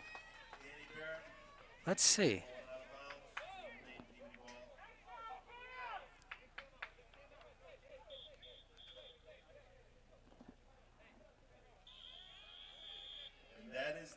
End of the third quarter. Goes as a completion and a fumble out of bounds, so the ball advances to where it went out of bounds. And that's the end of the third quarter with the score, Marblehead 20, Peabody 6. We'd like to thank the National Grand Bank for being our community partner in bringing you MHS Sports on MHTV, the fourth quarter coming up next.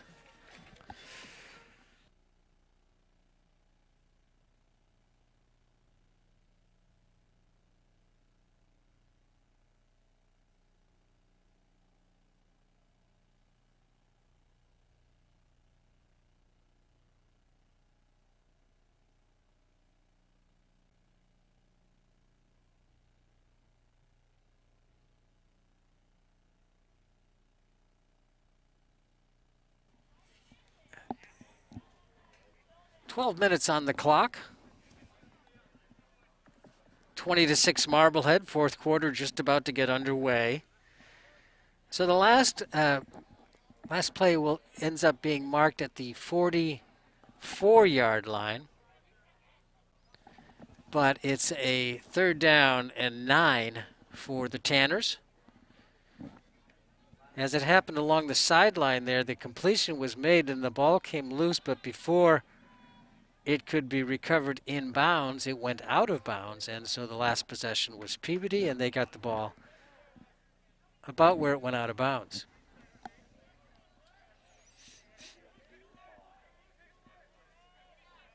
So Peabody, 3rd down, 9 at the 44-yard line, their own 44.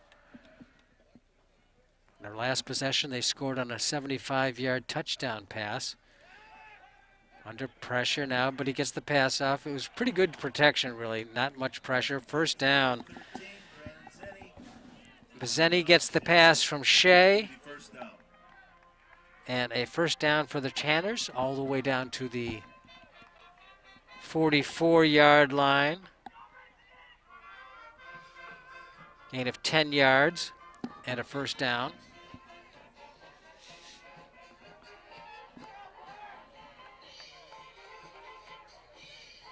So much more effective passing attack for Peabody here in the second half. Bezzeni splits to the far side, couple receivers to the near.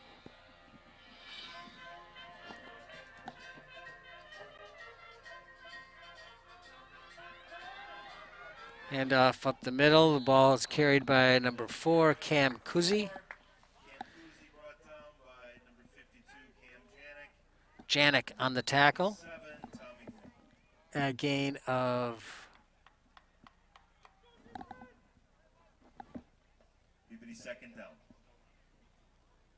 about a yard, less than a yard. Almost no gain, so let's call it no gain. Well, I might not be giving them their due. Gain of a half a yard. 2nd down and 9 from the 44. Play action fake. Quick pass over the middle, complete. And almost got away, but he lost the ball. And ruled down by contact. Bezzeni again.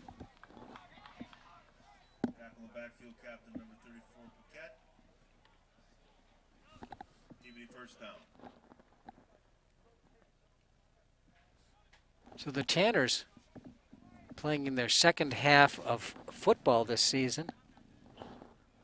Bezzeni almost got away.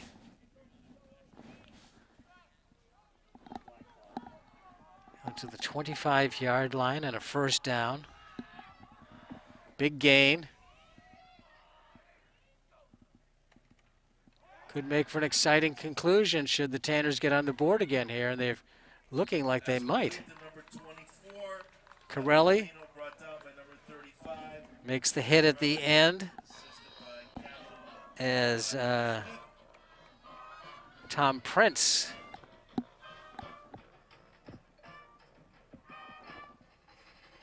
makes the catch to the 15-yard line. 2nd down and less than a yard, so a gain of 9 on the play.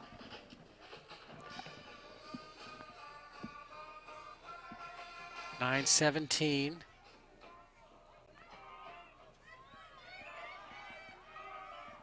Pass to the outside, short of the intended receiver. Bezzeni. Out there in coverage was James Galante, but it goes as an incompletion.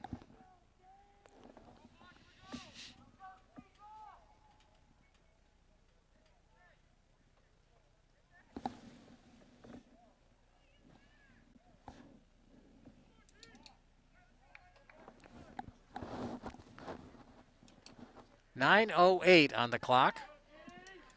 We've had a good day to play football. We've had some good pictures and great directing thanks to John Caswell on camera and Steve Clay running the board. Corelli wants to come. Here he comes. He gets blocked out of the play, and it goes up the middle for not much, but enough for a first down. Mancusi, brought down by captain, number 52, Cam Janik. Assisted by 57, Tommy Groom. And Janik and Groom in on the tackle. It's And at it'll be the first down. 19-yard line and a first down.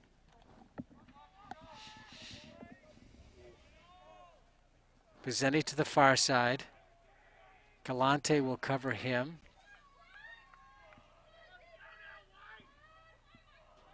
Lynch making the call. Under pressure. Finds some room. But Corelli gets him. Corelli was blocked to the outside, but he stepped around it and pursued the quarterback and caught him by the shoulder. Nice play by Mitchell Corelli. Back to the 17-yard line.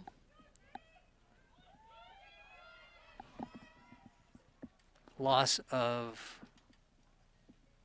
about 3.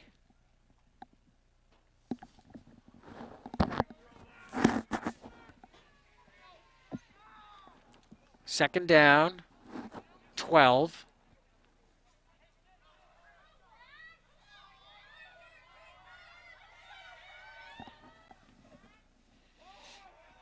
Good protection for Lynch. Fires to the end zone. Pizzeni has his second touchdown of the day. Reception by number 13, Brandon Sinney, and number 9, Shea Lynch. So 2 touchdowns here in the second half by the Tanners has narrowed the score. 20-12 right now with an extra point attempt or possibly a 2-point conversion. Oh, they're going to go for 1. 9, Shea Lynch. 7:37 to go in the football game.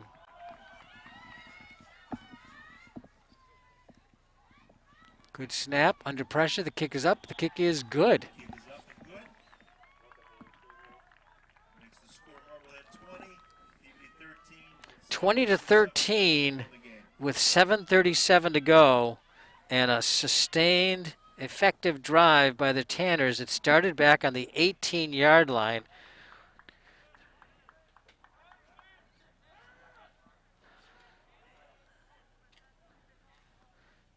"13 plays, 82 yards, and a touchdown strike for 17 from quarterback Shea Lynch to receiver Brandon Pizzeni. His second touchdown of the day. And the extra point was good by Joe Swanton.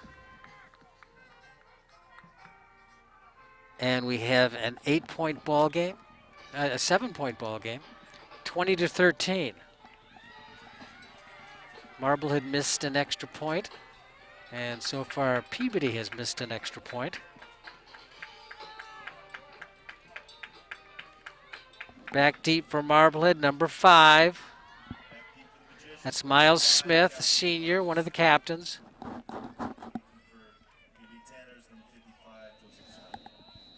Joe Swanton to do the kicking.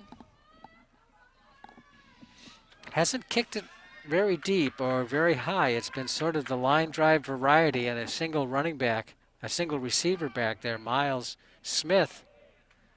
If they kick it away from him, that couldn't be, they kick it fairly close to him. 1 bounce, 2 bounces, and loses control. Picks it up inside the 5-yard line, cuts to the near sideline, avoids a tackle, and gets pushed down at about the 6-yard line.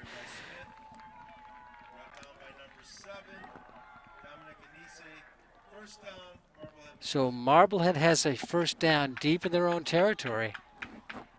Looks like at about the 6 or maybe the 7. The 7. 7:31. Smith and Cronin to the far side. Paquette to the near side. Percy and Duty in the backfield.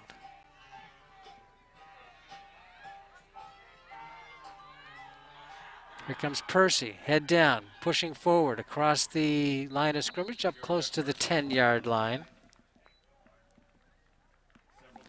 That brings us to second down. not in a position here where they can afford mistakes. A gain of 3 at the 10. Protect the ball is the most important thing. Clock is rolling inside of 7 minutes now to go in the football game. Looking to throw. Paquette gets it along the sideline. He's out of bounds at about the 16 or 17 yard line. That brings us to Marblehead first down. And a first down for Marblehead. A gain of 7 on the play. And it's at the 17, 18 yard line? 18 yard line. Gain of 8 on the play at the 18. Cronin cuts it outside, good speed, stays on his feet, gets hit, but falls forward at to about the 23 yard line. Number 22, Connor Cronin and Lucas. Second down. is at the 23, second down, and looks like 5. About 5. Maybe a little bit longer than 5. Receivers 3 to the near side. Cronin is open in the middle. Would have taken a laser shot to get it to him, but Robertson stretches it out along the sideline, stays in bounds, which is what Marblehead wanted. Bounds by number 13, Brandon Senni. Clock is stopped as they move the chains.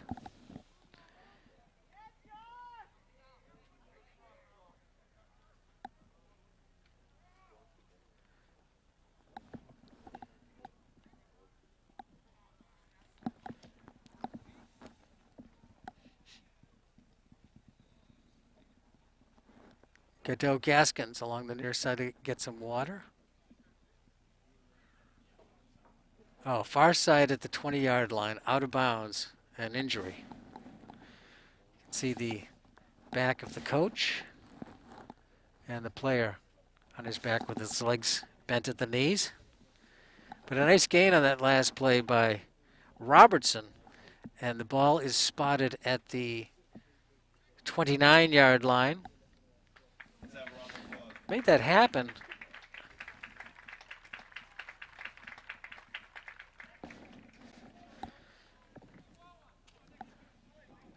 Robertson made that happen with quick movement along the sideline and then stretching it out the last moment just to get over the line to gain.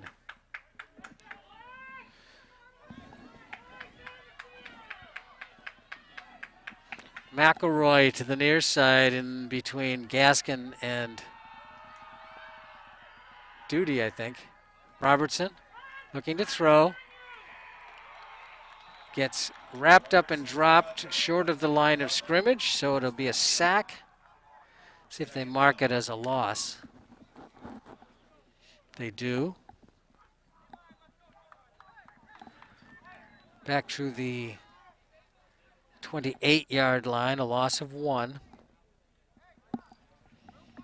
5:10 to go in the football game. A couple more first downs. They don't need to score again. They just want to control the football. Another touchdown would be nice. Percy looking to break it outside. Can't get past the defenders. Making the tackle for the Tanners, Jaden Nigro, or Percy. Third down. Picked up a yard. And it's right back to the original line of scrimmage. Third down for this series of downs anyway. Third down 10 at the 29 yard line. Gaskins down the sideline. The pass is knocked out of the hands of Miles Smith. 13, Brandon Senni. Goes incomplete. Brings up a fourth down punting situation.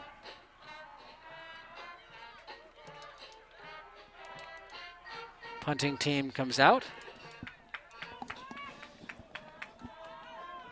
including junior Charles Pingree, number 88. For Marblehead. Duty will be the up back.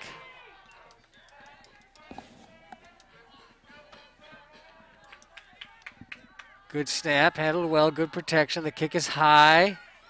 Good hang time, taken at the 41-yard line. And staying on his feet and picking up a nice gain with good speed across midfield. The Tanners have great field position now. The return was made by number 22, Eli Batista. So Marblehead's drive stalls. They're forced to punt.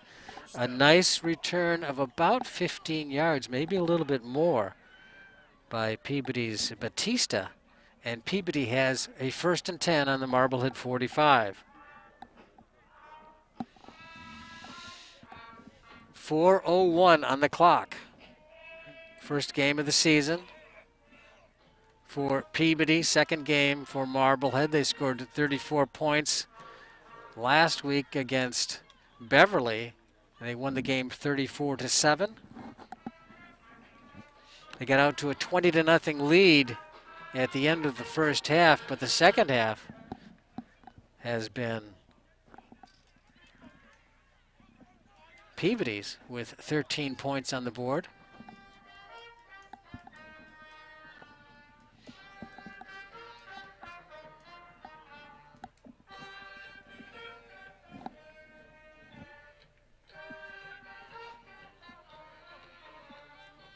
So the one to watch here is Pizzeni. He's got a couple of touchdowns on passes, one of 75 yards. His second one was a 17-yard touchdown reception, capping that 13-play, 82-yard drive. Here we go. 4:01 on the clock. Marblehead leads it by 7. Peabody is having a good half. Lynch, straight drop, looking down the field, fires long, deep, has a man. It's incomplete as he was well out of bounds, covered there by James Galante. Vecchio was the intended receiver.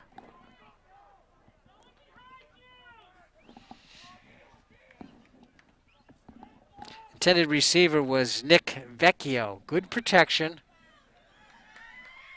which is something that they see when the ball hit Vecchio's hands, he was 4 yards out of bounds. He was looking at the ball, not the sideline, and Galante was right with him. Stomping on the stands makes it sound like there's a lot of people here, but there are not. Under pressure, but he gets away. Sideline and takes a hit. Galante stuck him. Nice play by the cornerback.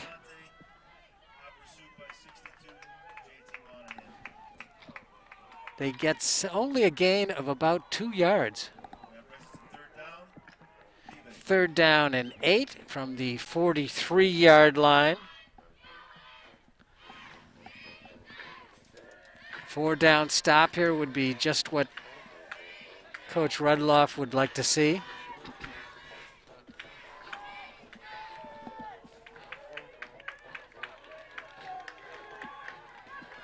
Or an interception return for a touchdown. I'm sure they wouldn't mind seeing that either. Zenny to the far side, and a timeout's going to be taken by Peabody with 3:47 on the clock and a 7-point margin. Of course, if Peabody gets into the end zone, they have the option to go for 2. They've missed an extra point, and they've made an extra point. That would be rolling the dice on a win or lose proposition, assuming that there wouldn't be enough time for Marblehead to come back. But coming up at the end of the game, we're going to have the Marblehead Sports Shop Player of the Game award, so stay with us for that.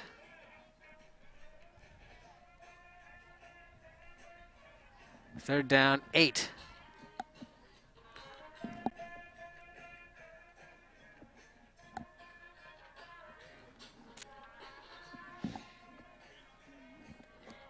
Coach Rudloff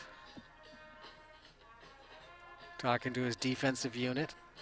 Corelli with his arms crossed and the red jersey coming out from beneath his shoulder pads.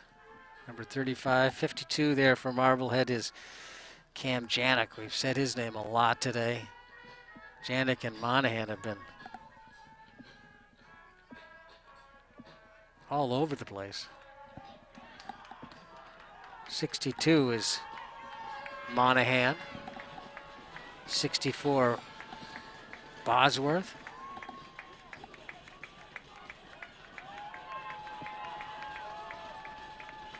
Maniaci, also James Maniaci, a senior, number 50. Here we go, third down, 8. Motion, near side.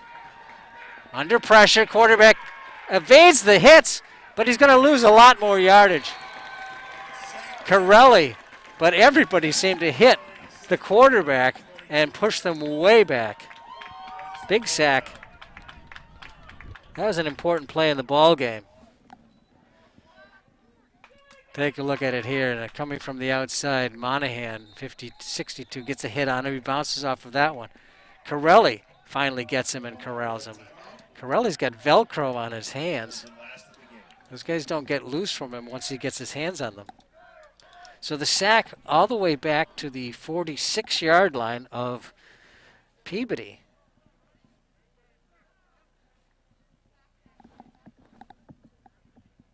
Loss of 11 on the play. Brings up 4th down and 19. With 3:18 on the clock.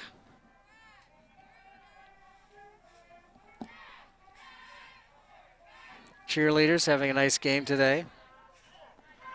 Enthusiasm and coordination.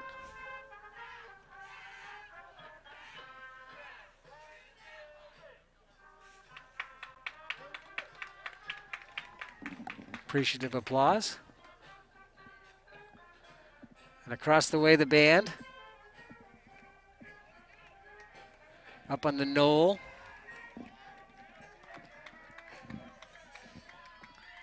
So, 4th down. Paquette and Mikulowski, I think, 18.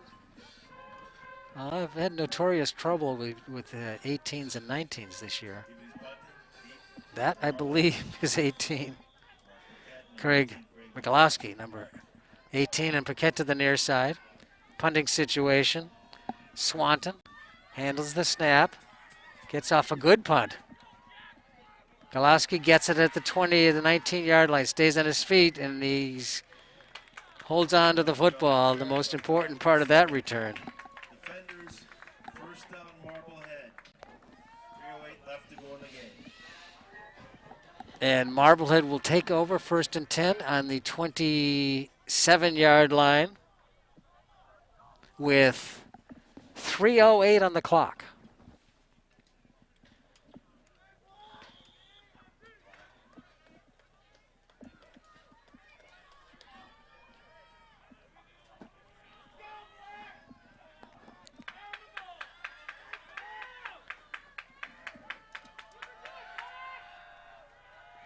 Percy, straightforward. Percy on the carry. Brought down by several Peabody defenders. 2nd down, timeout Peabody. Peabody takes a timeout. 1 remaining for the Tanners. Marblehead has used all of its timeouts. Pickup of 3 yards by Percy on the play.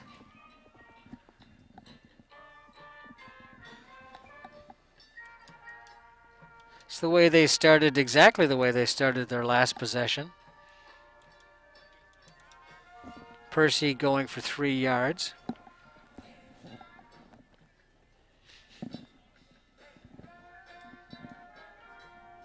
And they went to Paquette on a pass to the near side.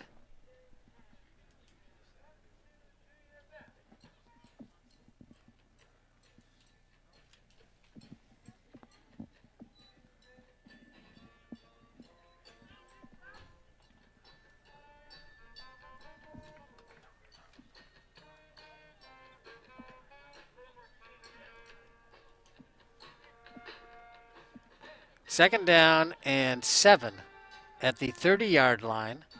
3:02 to let go in the football game, as you can see on the graphic there, on a 7-point margin.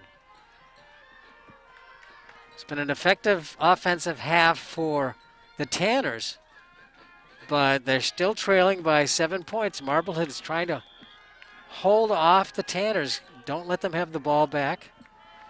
A couple of first downs will go a long way. Here comes Cronin, big hole, stays on his feet, shakes the second tackle, has got a first down. That's just what they needed. Hard running. You saw the way Cronin came around the edge, 2 hands on the football. He was not going to get it punched out. And he picks up a first down with some good moves as well. Up to the 42-yard line. Gain of 12 for Cronin. Just competent running with great blocking. And you saw the speed of when Cronin gets into the hole, he really has an extra gear that he puts it into, and that turns 3-yard gains into 8-yard gains into 15-yard gains. Percy around the sides, good blocking, runs into a wall but stays on his feet, pushes forward, and that's the strength that Percy brings. Could have been a 2-yard gain. It turns into about a 4 or 5-yard gain. Brought down by number 5, A 5-yard gain. Inside of 2 minutes. 2nd and 5. Paquette to the near side. Corelli to the far side.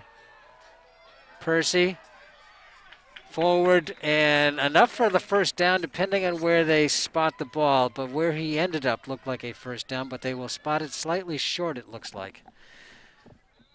Peabody takes its final time out of the football game. So a 4-yard gain for Percy. 3rd down and 1. Just a special thanks to all those who helped today, all the officers who helped, Athletic Director Wayne Siglarski, Christine Tchaikovsky, Mr. Roundy. We also have assistance from Dr. Sava, Mike Weed, John Payne, and all the Marblehead High School custodians. Make sure you hit the snack shack on the way out at the end of the game. And thank you so much for all of our boosters' support. We appreciate it. A minute and 28 seconds to go. We'd be remiss not to thank our awesome cheerleaders. And 3rd down and 1. Marblehead holding tightly to a 7-point lead with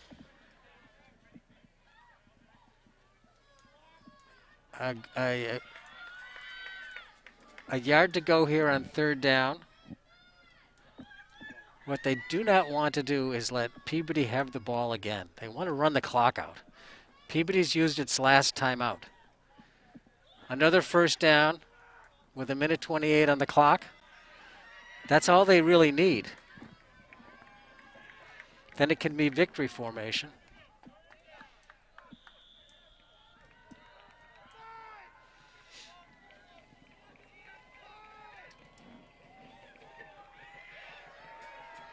Percy, deep in the eye, handoff, hit in the backfield, stays on his feet, stretches forward, but he's going to lose yardage. George Percy short of the first down.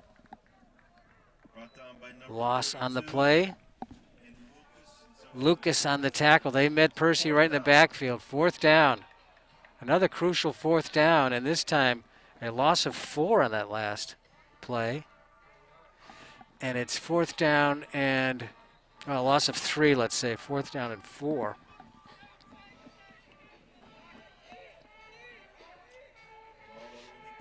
And they'll punt the ball away. Better to give a long field to Peabody than to fail to get the first down and put them at midfield. Penalty markers down. And it might be, I don't know what it's going to be. It was called by the official way back by the receiver.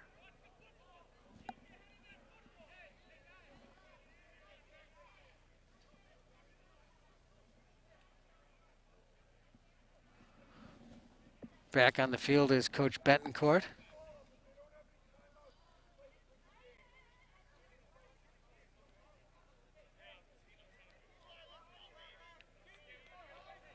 A change in the football to the Peabody football? I don't know. To the Marblehead football? I don't know.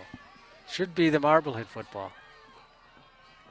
Looking to block it, but the punt is a short one, goes out of bounds in Peabody territory at the 47-yard line. Relatively good field position for Peabody. This is going to be a nail biter. 31 seconds on the clock. And 1st and 10 for Peabody at the 47-yard line. Well, they've scored from longer out than this so far in this game. They've hit a 75-yard touchdown strike from quarterback Lynch to receiver Pizzeni. And that's number 13, splitting out wide to the left across the way.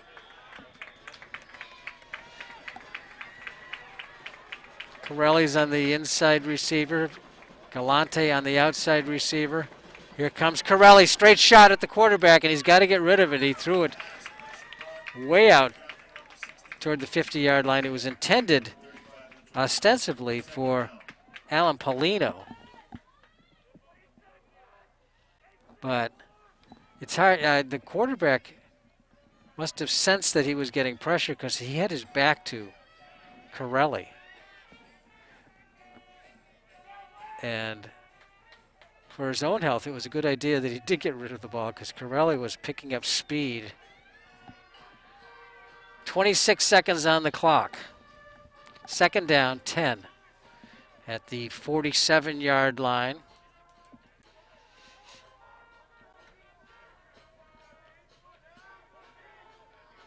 Got to think that the intended receiver is going to be Pizzeni. He's on the far side.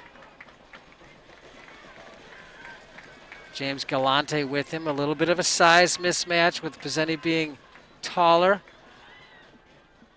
Under pressure, Marblehead playing the zone. Here comes the quarterback. A penalty marker is thrown across the way. 19 seconds on the clock. Might be a penalty against Marblehead. I saw him point towards the Marblehead side of the field.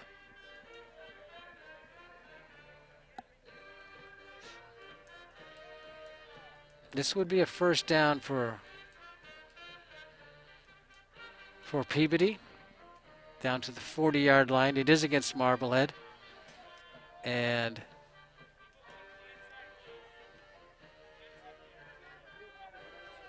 are they going to tack it onto the play? They are. Down to the 25-yard line, a 15-yard penalty. Let's see what that was. Rudloff is beside himself, and now a penalty on Rudloff, another one. And he's going to give an unsportsmanlike conduct penalty against Marblehead, or maybe a warning. Down to the 25-yard line, but only 19 seconds on the clock. Coach Rudloff stepping back onto the field, talking to his defense. Short fuse there, I think, a little bit. Marblehead's bench hasn't given any trouble. Lynch under pressure. Here comes Corelli.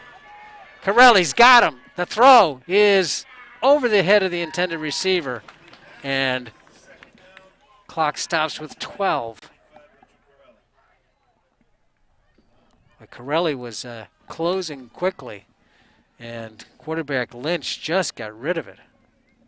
But he overthrew the intended receiver. So Corelli is number 35 coming here from the outside with the gloves on. Maybe there's Velcro on his gloves. But the pass intended way out there for 22. And that was Batista. 2nd down, 10, 12 seconds on the clock. Pizzeni to the near side. He's got 2 touchdowns. He heads down the field. The quarterback sprints the other direction under pressure. Pass across the middle. Had a touchdown in his hands and dropped it. Alan Paulino. Boy, you got to give Lynch a lot of credit. He strung that play out for as long as he could. We'll see this now. Under pressure, gets to the outside, stops, fires back. His intended receiver, Polino, had two guys with him, but he moved past them and was open, but could not hold on to the football. 5 seconds, third down, 10. Probably the last play of the ball game. 20-13. Exciting finish.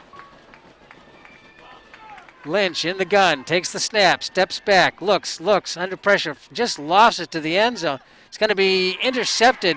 It is intercepted. Yes, Paquette gets it. That'll do it.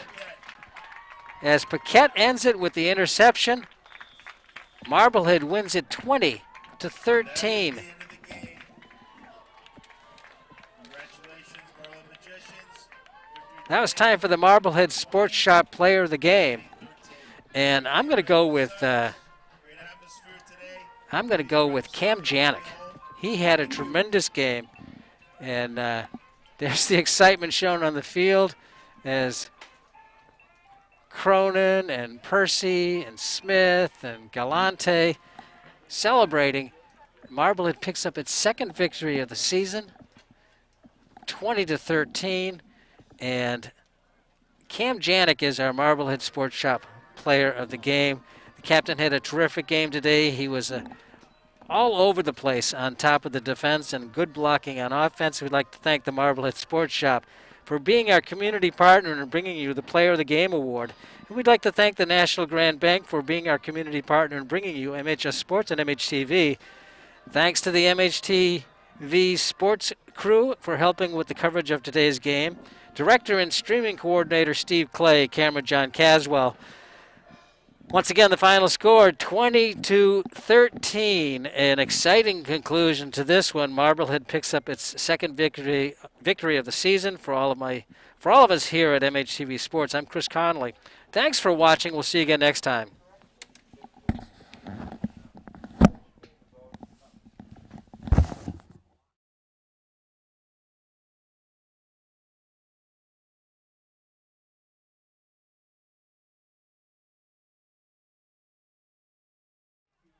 That was my premiere upon my one and only show.